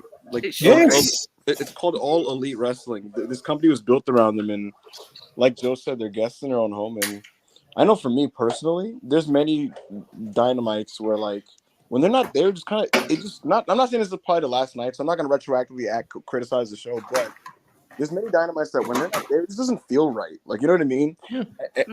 It just doesn't feel right, and it's because they embody the original spirit of AEW because they're the core of AEW. So you'd like to see them more. Yeah, and it's what you said as well. It's like it doesn't feel right, and like that was the whole angle that they went with you know, when they came back after the Punk brawl, and it was like they were very much leaning on it's like we are AEW. Do you know what I mean? And you know, it's not right without us, and blah blah blah. And they come back, and it's all good vibes, and now we're where we are with them. It's weird, man. It's weird. It is, absolutely. And it's something we talked about when we were doing the Thursday reviews, and it's not changed. It's actually got like increased. So it's notably worse. Israel has a super chat. Rob, do me a favor and go through the super chats, and well, to be completely transparent, I'm getting some ribs out the oven. I'm trying to see when the last super chat was. I will be right back real quick. Okay. Have you not got the list of super chats, Rob? Oh no, I do. Okay. God damn it, Rob. John Cena versus Dante Chen in an NXT breakout match. Dante Chen is going to be the next wave of budget cuts, my brother. Oh, come on. That's good lord. Brother. He's gone. Joe, I saw like AEW fans trying to make Joe. They're like, what are they going to do? Bring out Boa? And I was like, brother, that man has not been on television for like 2 years. I think he got cut. He might have. I don't remember. Chi-Town Spurs with $5. Rob being a born-again WWE fan since Shawn Michaels joined is a tremendous bit. First of all, it's not a bit. I've been back since July of 2022 when the cancer was what's that word that they use medically? I don't know. The cancer was removed from the company, and we had great booking ever since. That's how long I've been a born-again WWE fan. So, despite what others might say. It's quite funny. Go on. Oh no, I was gonna say, Ibu, you take this next one. So Ibu, about the 50, I bet you still standing on CM Punk at Survivor Series. Did I bet you this, Joel? Can you send me proof? If you send me proof, if you tag me or DM me and send me proof, sir, then I have no choice but to hold to this bet if this is something that was legitimately agreed to by myself. My prediction is always it's still the same, you know. I'm still like 80% confident. I think I said 85, so we've lost 5% people from the recent reports, but I'm still 80% confident that we get CM Punk in WWE. Survivor Series, I'm very doubtful of, but either at Survivor Series, Royal Rumble, or WrestleMania, we'll see CM Punk. Just my feeling. I don't have any information or scoops to give you, but you do have ribs, at 80%. I do have ribs, which I'm applying barbecue sauce to right now. Joe, I came across Suit Williams on the timeline. This tweet just has me howling. He said the only thing that about the ratings that surprised me is WWE not bragging about it earlier. 2 things from AEW to learn from this. 1, Adam Copeland. You sure about that guy? All right, next one. What is wrong with you, bro? That was very spot. That was almost unnecessary. That's disgusting. I gotta take myself. If everyone else is off camera, I've got to be off camera for things like that. That was spot. Okay, Charlie's back. And then number 2, WWE fans will just watch WWE. Stop trying to get them. It's true. Yeah. But the thing is, they did a AEW show last night. They didn't lean Oh, into the True. WWE stuff as much. They recently they've been trying to do that whole like, Well, but normally lately they've been doing the whole like we do quirky things too. Yeah. yeah, There was been a very- lot more wrestling on this week. 100%. But how many fucking weird finishes was there? There were a couple Raw finishes, I will say. That's what I'm saying. Brandon It's because of the Brandon matches they booked. Yeah. Brandon Yeah. first, and after the first match was like NXT is 1-0 up in clean finishes. That's a real nasty way to spin it. Some people took it. Some people took it personally, you know. I'm sure they did. Yeah. People started to jump.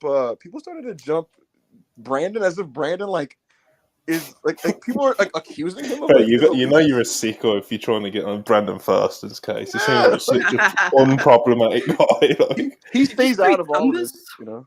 The follow up tweet was this works for both Adams except Hangman. So what other Adam is there besides Copeland? Who am I forgetting? Cole. Cole? Oh. Anyways, moving Anyways. swiftly on. Next super chat. Rupees, by the way. Right, so one quick thing I want to touch on is Dave earlier said that the Cash weird. So Brian Alvarez after FTR dropped the titles in Collision, Brian Alvarez immediately said that Cash was injured, and then now it's been a few days that have passed, and on the most recent episode of the Observer Radio, Dave Meltzer said basically Cash isn't injured and it's storyline. I can say that isn't entirely true. As far as I'm aware, Cash is hurt. He has got a few knocks, but he isn't as bad as they initially thought. And even when they dropped the titles and knew that he was hurt initially, it was never anything like majorly serious. It was always something that he thought he could grit and work through. But now it's like I said, it's obviously they found out, but it's nowhere near as as bad as they thought it was. But he is injured. Like it's not like he's not injured. Maybe they do run it back. It wouldn't surprise me if they do. But Cash is hurt. Like Cash is hurt. He does. He's picked up a few knocks. Dax, I don't know about because I haven't asked specifically about. But it'd be pretty fair to assume by just the naked eye that Dax is probably picking up a few knocks and stuff himself as well. So yeah, FTR are hurt. I'm sure it will be worked into a storyline, especially with the way that they've done the title change. But like he's hurt. So yeah, just a quick note on that, basically. I'm still stuck on the fact that the biggest ratings gap in total viewership was Dominic versus Tom's a beast, man. And I got time for that. And Hangman Page versus my brother. So listen, Hangman Page versus Jay White did 549,000 viewers. Oh my god! Listen, I've said some things in private to people on the screen that are very much. This is the low point in the show in total viewership. Like I said, I've said some things in private to friends that I trust to not expose me, but some things that I will continue to say in private. That is so. It says it. Thank God for this super chat. This says Karen. I don't know how to read her last name. His last name, but 100 rupees. It said, "Don't get the Toni Storm thing at all. They've overexposed it and not fleshed it out at all. And I think Tony's great. Hopefully, I get on board, my nigga." Toni Storm out there being a mime while Ilya Dragunov was out there doing chops was fucking crazy. I don't know who cleared that shit. I don't know who cleared that shit and said, dude, put that shit on TV while fucking John Cena was on that night. But nigga, you're fucking crazy. Whoever did that shit. Okay, John Cena was on TV and you're letting people run out and do silent acting while John Cena's on TV? Why are we cooking Toni Storm? Dancing in black and white while fucking Ilya Dragunov on TV dying from fucking German suplexes. Oh, let's talk about NXT. Of course, we've already been live for a while, so I'm not going to do a full segment by segment review. But we've got some things we want to talk about. Let's talk about Ilya Dragunov, Mysterio of LA Knight as the ref. It popped me huge seeing like Ilya Dragunov chops people, and I love seeing how certain wrestlers react to it. Dominic Mysterio, you could see it in his eyes, brother. He was feeling them chops, man. Oh. But yeah, LA Knight, special guest referee, the aesthetic of that absolutely popped me huge. Ilya Dragunov just beating the shit out of this kid, man. There was, of course, because it's Judgment Day, there was a Judgment Day finish, but Ilya Dragunov still got the win in the end. So I thought, as a late addition to the show, this was nice, man. Did what it needed to do. Dom was fine here. Ilya's great, so. Ilya Dragunov could have an entertaining match with me. My thought on this was like the good kind of 1998 hat and hat Vince Russo thing, where it's like, we don't want you to change the channel, bro. So like the referee is special, bro. Plus these guys might interfere, bro. But then these other guys might come in to stop the interference, bro. Please stay on the channel. I will stimulate you every 2 seconds. I promise you. And so, of course, it's not good enough to just have Dragunov chop Dominic. You got to have LA Knight doing, like while he's watching it. And you got Rhea Ripley trying to come in. Mommy's coming in. And then Trick Williams is like, hold on, mommy, come here. Oh, and he picks her up and shit. And you got Jay McDonald running in. And then he catches Had to put it in the thumbnail. I don't know if you guys have noticed it. Just Trick and Rhea at the bottom in the middle. Yeah, a lot was happening. Dominic sucks while also rocking. And Dragunov is just unironically great. And LA Knight is LA Knight. And so there's just a lot of moving parts and things being flashed in your face so you don't change the channel, and it apparently worked. And that's kind of the deal there. Dominic's a good wrestler, by the way. But we've been saying it's coming together, brother. It's coming together. He can be the slimy heel in a Judgment Day match. Absolutely, he can do that. Yeah. He can do that very well. So right. Yeah, man. But yeah, shout out Ilya, shout out Dom, shout out LA Knight, Cody for booking it. Incredible string of sentences. When I saw on the screen him next to Tony D'Angelo, and I had it on mute, but all I thought was, good for Monty. Did you not send a group chat? I don't know. I don't think so. As it happened, I sent it into the worldwide group chat in all caps. Cody and Tony D interaction. I saw it when I saw the visual, I was very happy for you. Yeah, I saw the segment. That was fun. It was good shit. I really enjoyed that. But yeah, Cody Rhodes, he booked the Bada Bing Bada Boom Battle Royale with Tony D and Stacks. Very funny segment. Popped me huge, big fan. Ibu, you was a big fan of the Brawling Brutes and Tyler Bate versus Gallus in the pub rules match. It was a good time. Yeah, it was. I tolerated the Gallus match. So what does that tell you? Tyler Bate rules. Pete Dunne rules. I think Rich Holland's a fun meathead. They just whacked each other and put people through tables and shit and hit each other with objects. So again, more content that was hard to be bored by. And I like Tyler Bate with the Brutes. And if Sheamus leaves the WWE, I anticipate Tyler Bate replacing Sheamus in the Brutes. So yeah. Fun time. Israel super chatted us. Sorry, Israel. I'm only saying this like 10 minutes late. Probably longer than that now. But Israel, we all know Israel, part of the West British family, 199. Appreciate you as all. HBK, Booker of the Year, Free Palestine. God bless Israel. Where is my NXT notes? There they are. Asuka versus Roxanne. This was nice, but shorter than I expected, to be honest. Yeah. But yeah, the work in this was as good as I expected it to be. Roxanne is really just... She's got it in ring, Right. Outside of the ring, in terms of promo and character, I think she does still have quite a few steps to take. Another year. But yeah, man, this was good shit. Asuka got the win, and yeah, I was a fan. Asuka versus Roxanne Perez. Hulbert, you managed to catch this? I did, mate. I liked it. I got to watch it on replay. I liked it. I did. I was hoping they had a little bit more time. Again, I've kind of started to adjust to where Asuka's at this point. And there's no shame. It is what it is. But they had a nice little match. I'd like to see him get like a chance to have an extended cut, especially when you're going at the pace they were trying to go here. Like, it's harder. It's even harder, right? To kind of keep things crisp and sharp. So it was a nice little match. Yeah, man. Yeah, man. What else do we have? Bron Breakker in the ring with quite a few big names last night, wasn't he? He obviously, when John Cena came out and done his promo and he was just putting over NXT and stuff like that, Bron Breakker interrupts him and they go back and forth. And going back and forth with John Cena on the mic, it's especially these days, it's not something that a lot of people get to say. So that was huge for him. Of course, he had the stuff with the Undertaker. He was getting game plan talk from Paul Heyman, hyping him up, getting him ready for the match. Big introduction from Paul Heyman as well. And, of course, the closing segment with the Undertaker. So a big night for Bron Breakker.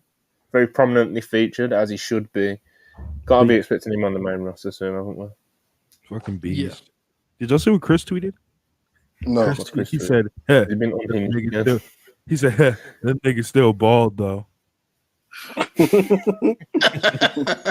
That's incredible. That's funny. Typical Chris. God bless. What was the talk? What was he talking about? Bron Breakker, big night for him. It felt like it could be send off, didn't it? Did you guys think that? I feel like sometimes with the NXT guys, they like to have them have a, the way he went out was he got beat and then he got chokeslammed by the Undertaker, who stood over him and cut a promo. I wouldn't be surprised if that was it from NXT. I'll say this. Maybe not. I don't know. What I'll tell you is, did anybody catch his backstage interaction with Paul Heyman, where he's hopping and Paul Heyman's talking about books and stuff? Yeah, I was just mentioning. So godly. This is tied for my favorite thing on either show both nights. That's just shameless. Last night, yesterday, Monty said, "What do you want to see the most between these two shows?" I said, "I want to see Paul Heyman talk to Bron Breakker, and I want to watch Bryan Danielson face Swerve Strickland." And I got exactly what I needed out of both of these things. So much so that if I wasn't reviewing these shows and I just stopped at those two things, I'd be happy and I would move on and do my job. Him hopping up and down while Paul Heyman was just like, "You are the future of the industry. Your tribal chief chose you. I booked your father, Rick Steiner, and Scott Steiner in ECW, and you're gonna make it WrestleMania." He did roll, yeah. He's like, "Yeah, let's go." I'm like, future pairing, brother. Future pairing. Probably so, honestly. Yeah, that should just be a thing because I don't give a shit about Solo Sikoa or Jimmy Uso. I don't give two fucking shits about those people. So, yeah. It did pop me quite a bit when Solo Sikoa came out at the end to try and jump on Cena. Here's the thing: you get the real Paulie when he can attach onto and latch onto a young stud that he can talk up. That's when you get the real Heyman. Him just being all like, "I gotta call the tribal chief. Call Roman Reigns. That's Roman Reigns. That's whatever to me. I want to see Paul Heyman talking up the next big thing. So that popped me huge.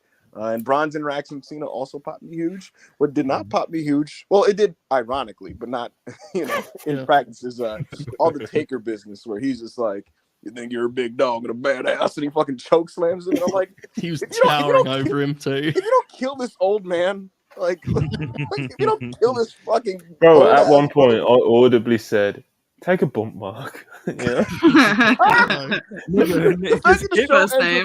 His hip disintegrate. "I'm a cowboy, man," and it's just the big dog is back in the yard or whatever the fuck these geeky commentators are saying, and Melo having to walk next to him and cosplay his exit, throwing the fist up and turn away and fuck off. It was heat. At least he at least Carmelo Hayes is Undertaker approved.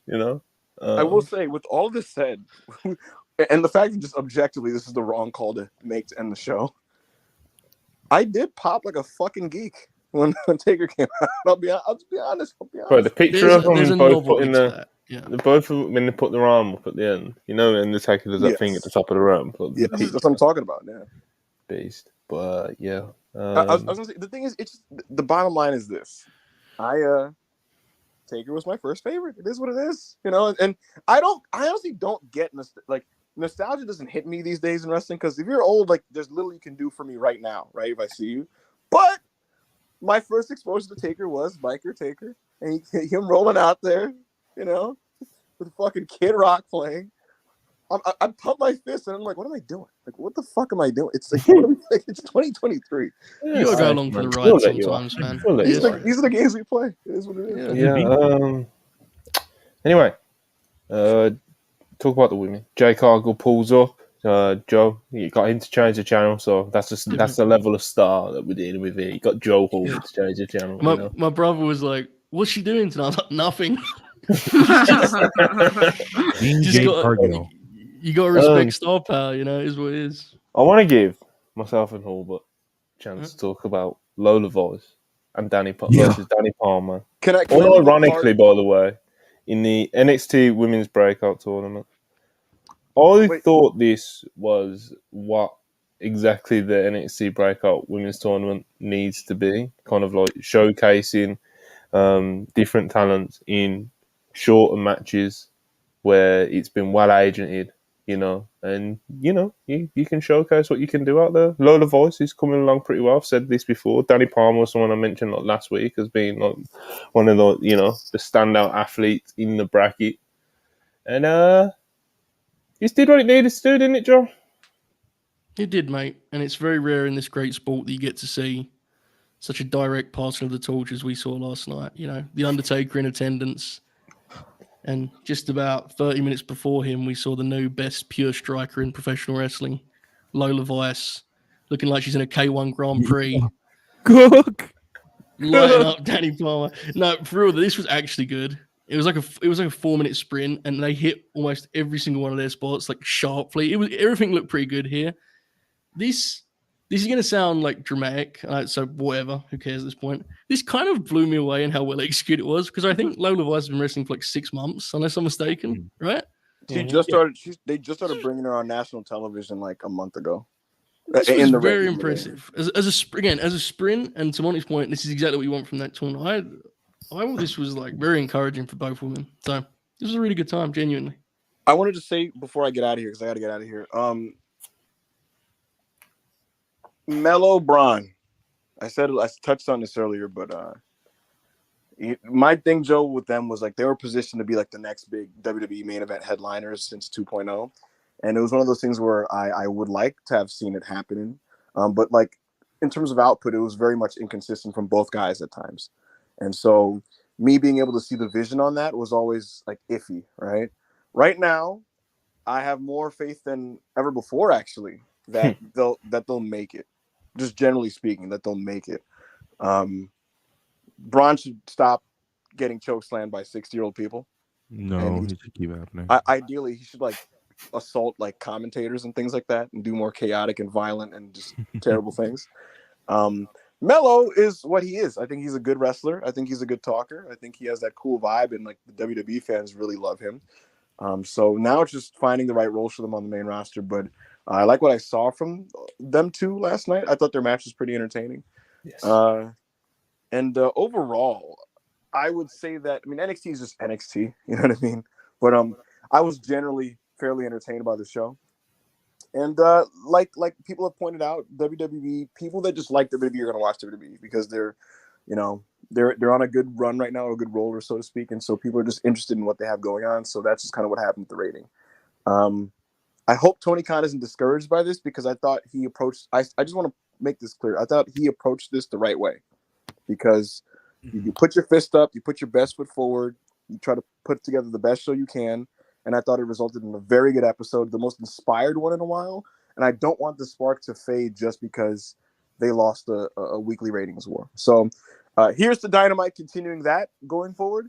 And yeah, thank you, everybody. This has been mine. Yeah, thank you. Take care, guys. Bless. All right. Well, so that was the main event. Decent showing from both men. Of course, huge spot for both of them. Pop me seeing Hangman introduce Bron Breakker. John Cena was doing all these facial expressions because, of course, he was on the outside. God bless. Yeah, I ain't got loads to say about this, unless anyone else has. No, it was decent. Yeah, it was fun. Like there's a lack of flow I find when these two wrestle. Every time I watch them, I feel the same way about it. But second one was the best. Yeah, I try. I remember the when was the second one? Was it a takeover, a special? What they call them now? Specials. What They show just was call it that? I don't know. NXT. I can, Something like that, yeah. yeah, I don't know. Either way, it was fun. It was a good piece of TV. Obviously, it's hard also for the guys in the ring because you're looking at John Cena out there with his Yeah, merchandise even the on and- cameraman, Exactly, they're but on it was Cena, fun. bro. Like it's Yeah. Cena. You get what you I get. like- Yeah, I like both talents for sure. It was good. It was fun. good time. Tiffany Stratton met Asuka. Pop. She did. Oh, she Yeah. rules, man. Why is she just so dismissive of everyone? Just fucking pops me huge. What else have we got? Jericho, Paul. I think we Big- pretty much covered the big stuff. Yeah. Did we talk about the big debut last night, Monty? We talk Oh, about Braun the Pillman shit. Jr. You There you go, Rob. Talk to Brother, the people. Brother, I'm letting y'all know right now what it is. Everybody's going, what is it supposed to be? What is it supposed to be? He's being delusional, bro. He's sitting here talking about he wants to drop everything from his dad, yet he's still wearing Bengals merch. Oh. This nigga's crazy. He just doesn't know what he's talking about. So Could you big imagine leg- if it was just delusion and like after 2 months he's just Brian Pillman Jr. again? You know, He's just Brian Pillman Jr., but Be a he's good loose bit. cannon. It would be a good bit. Yeah. his promo in the video package was well delivered. Yeah, the promos. You know, It's all en route to the loose cannon. I'm telling y'all, it's coming. His beard looked crazy though. He it looked was like- something. Yeah, and he the looked head, the ridiculous. box, the box hair. Yeah. Like, Yeah, I said it. part- Yo, I said it on Twitch last night. I said, "Yo, nice debut package and promo and everything, but I can't support that beard, bro. I can't cap. That's Yeah, the look That's, was a lot.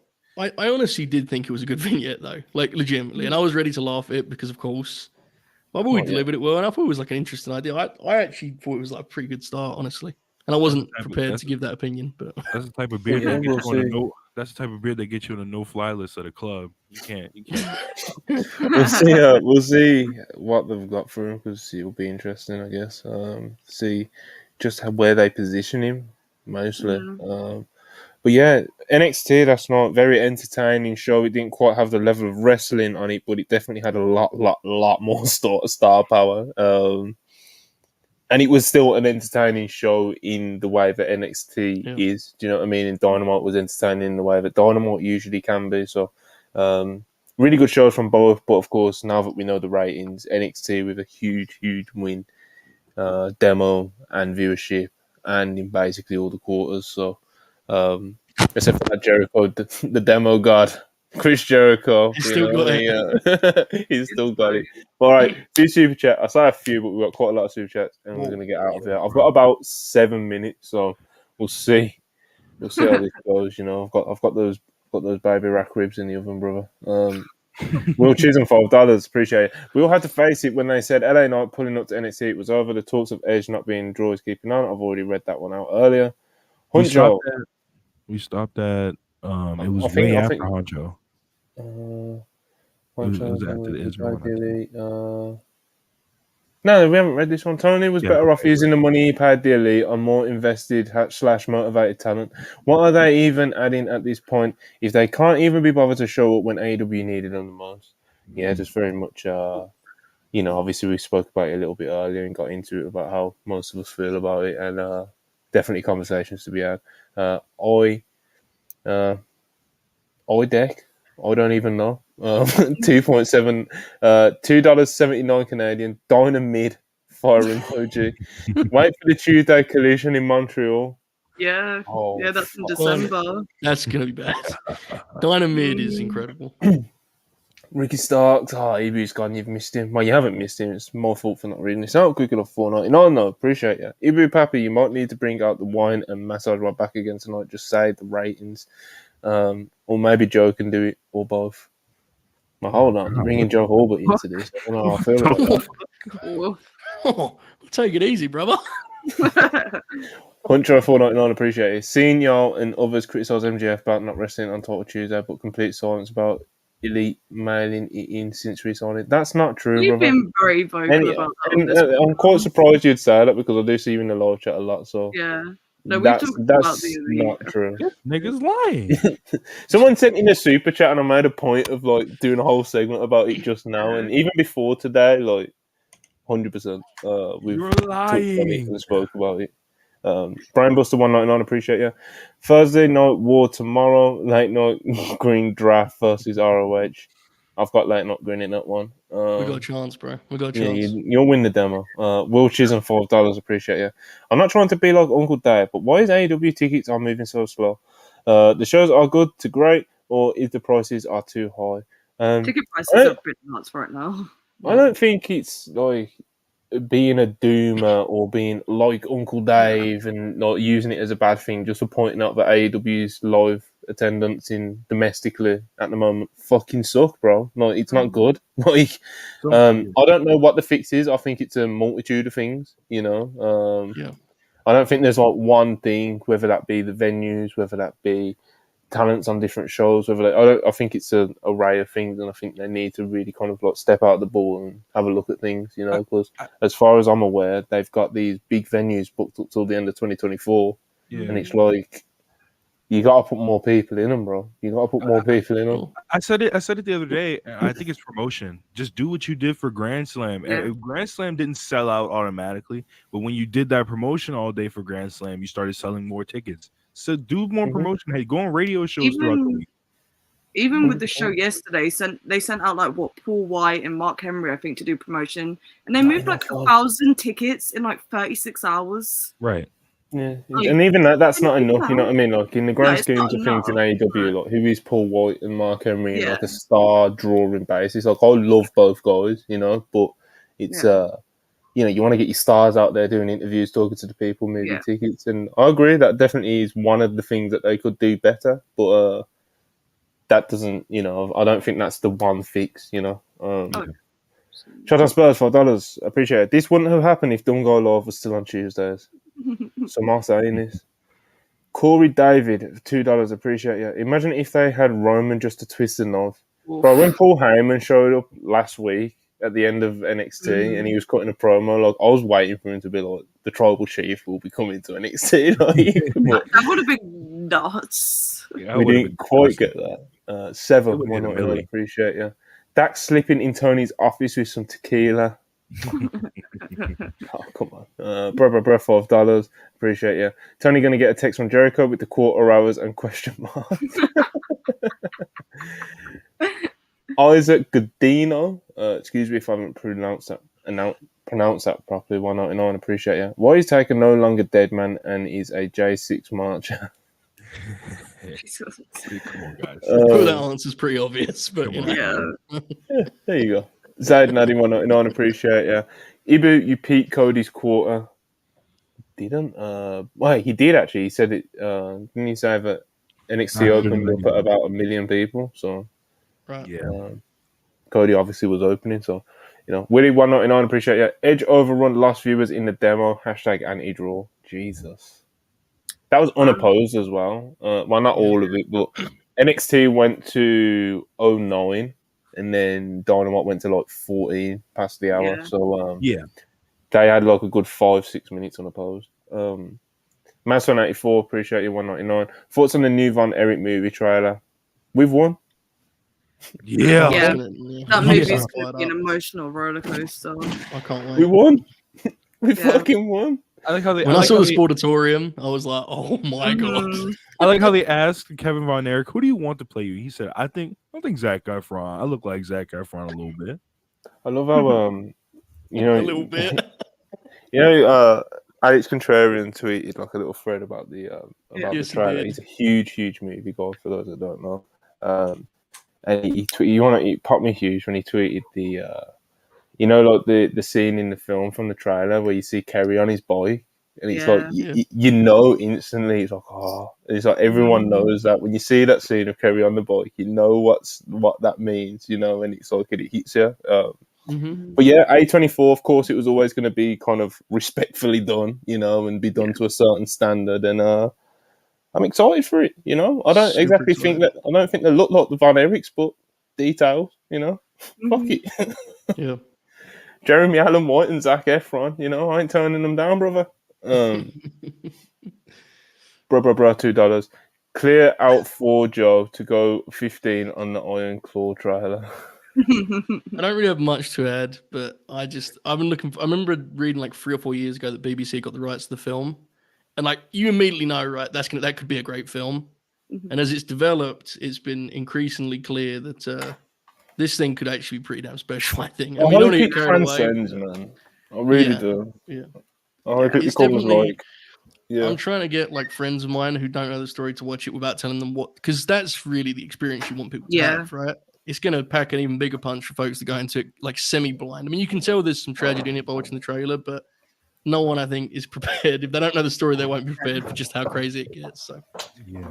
it's going to very be fired up. very exciting. Oh, This- there goes my that's alarm. Right, we've got to wrap it up. The ribs. Listen, we've done 2 hours, man. We sure I'll give my heart and soul to this game. So, Absolutely. Joel Wood, rock hard, Joel Wood, 9.99. I mostly said I'd bet anybody $50, and you said run me my money. So I took it as mostly a Raj style one-sided bet, but still low. What's your percentage on Punk to WWE? That was, of course, meant for Ibu. So sorry he can't give you his percentage chance of Punk to WWE. But from my impression as his friend, I think he still believes it's happening. Yeah. But yeah, he did do a pretty great breakdown earlier of like what he's heard about the situation and stuff. So if you didn't catch that, then go back because he did do, like I said, a great breakdown of kind of what he's heard from regarding the situation. Randy, 9.99, appreciate it. As a Kenny fan, sucks seeing him putting in bare min effort in the Callis feud. Takeshita's win doesn't even seem big. If he's hurt or something personal going on, I get it. Yeah, man. I hear you.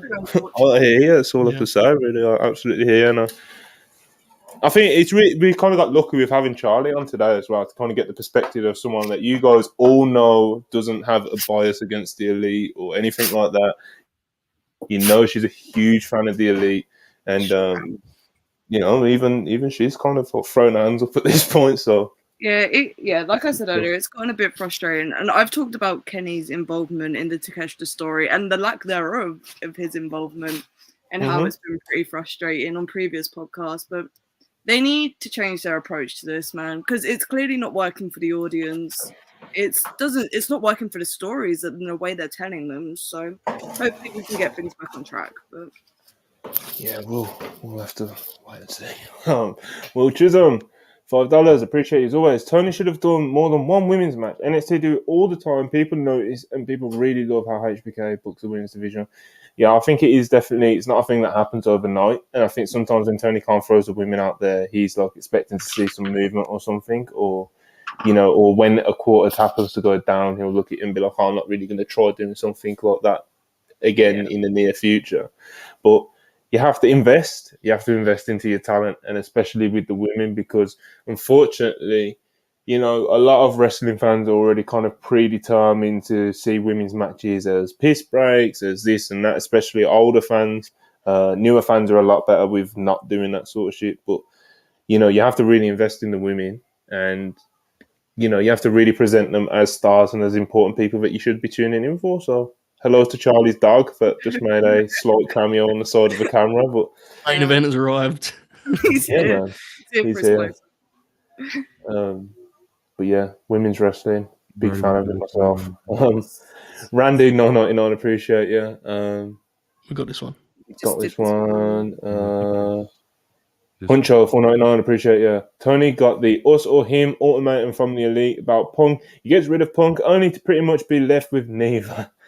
At least Punk made the town shake my head. Yeah, Punk, that is the one thing. Like when Punk was in the fold, he did, you know, Sean Ross Saps even included this in reports, so it's not like it's anything new what I'm saying here. But Punk absolutely prides himself on making the towns, you know. And that's not me saying that, he made the wrong decision. You know, Tony had to do what he had to do at the end of the day. But just in a comparison, in that sense, Punk, he's absolutely a wrestler that prides himself on making the towns. So, when he was at AEW anyway. So it's tough, man. Like, we've already spoke about it a few times today. So the Elite not work as much as we'd like them to be. Right. $5 Wilches. And what number did Brian Pillman Jr. pull? And what number did Jade pull? Cody became an EVP for one night. That's a good. I like that last. That last bit. It's good. I haven't got the quarter hours in front of me, and also you've got to remember Jay Cargill was literally on screen for about 30 seconds, and Brian Pillman was on screen for about 50 A minute. seconds. Yeah. You couldn't, even if they did draw a big quarter in that quarter, you couldn't put it on them, especially unannounced, and that like it was just what came on at that time. Will again, $5 appreciate it. Y'all think NXT would have got 1 million if Becky was there live? Nah, I think they got what they were gonna get. You know, Becky is a draw, and I'm not writing off Becky as a draw. I think Becky's great. I love Becky a lot, but I do think that they got what they were gonna get. You know, unless they booked like Roman Reigns as well or something like that. Was there a reason she wasn't on? Because I was surprised by that. Was there a reason for that in particular, or just no idea? But they did build to. She did get a big video package for the Valkyria match, and then Valkyria and Tegan Knox had a interaction, and that's obviously about the NXT titles also. But she herself was not there in person. Well, again, $5. Appreciate you, brother. Paul Heyman was also talking to The Rock's daughter. He was, as posted by the NXT Anonymous page.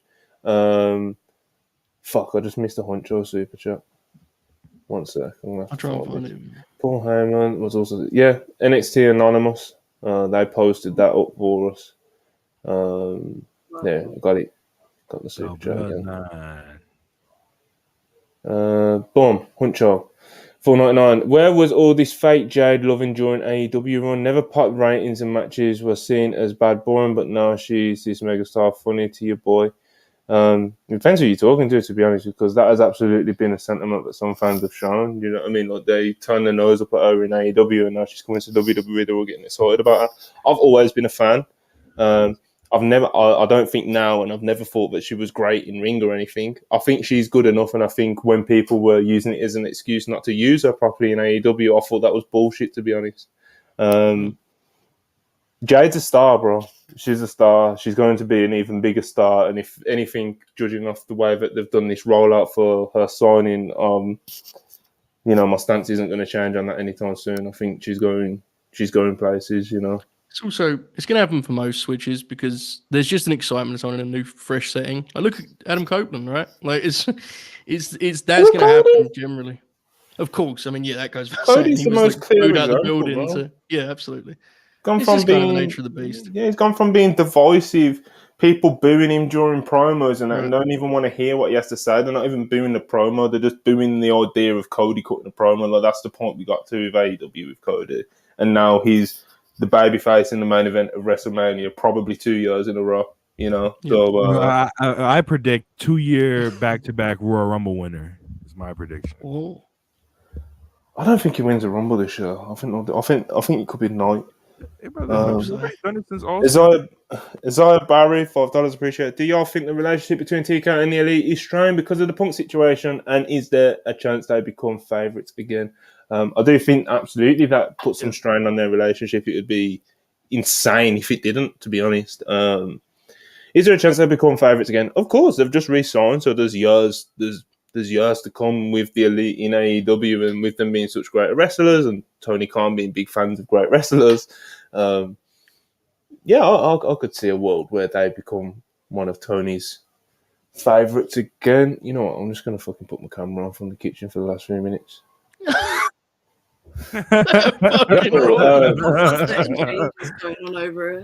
Cameron, 100 rupees, appreciate you.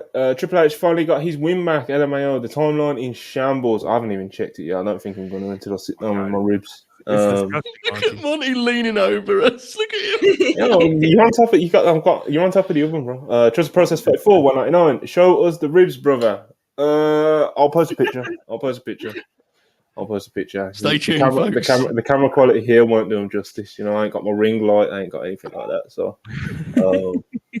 I appreciate the investment from you guys.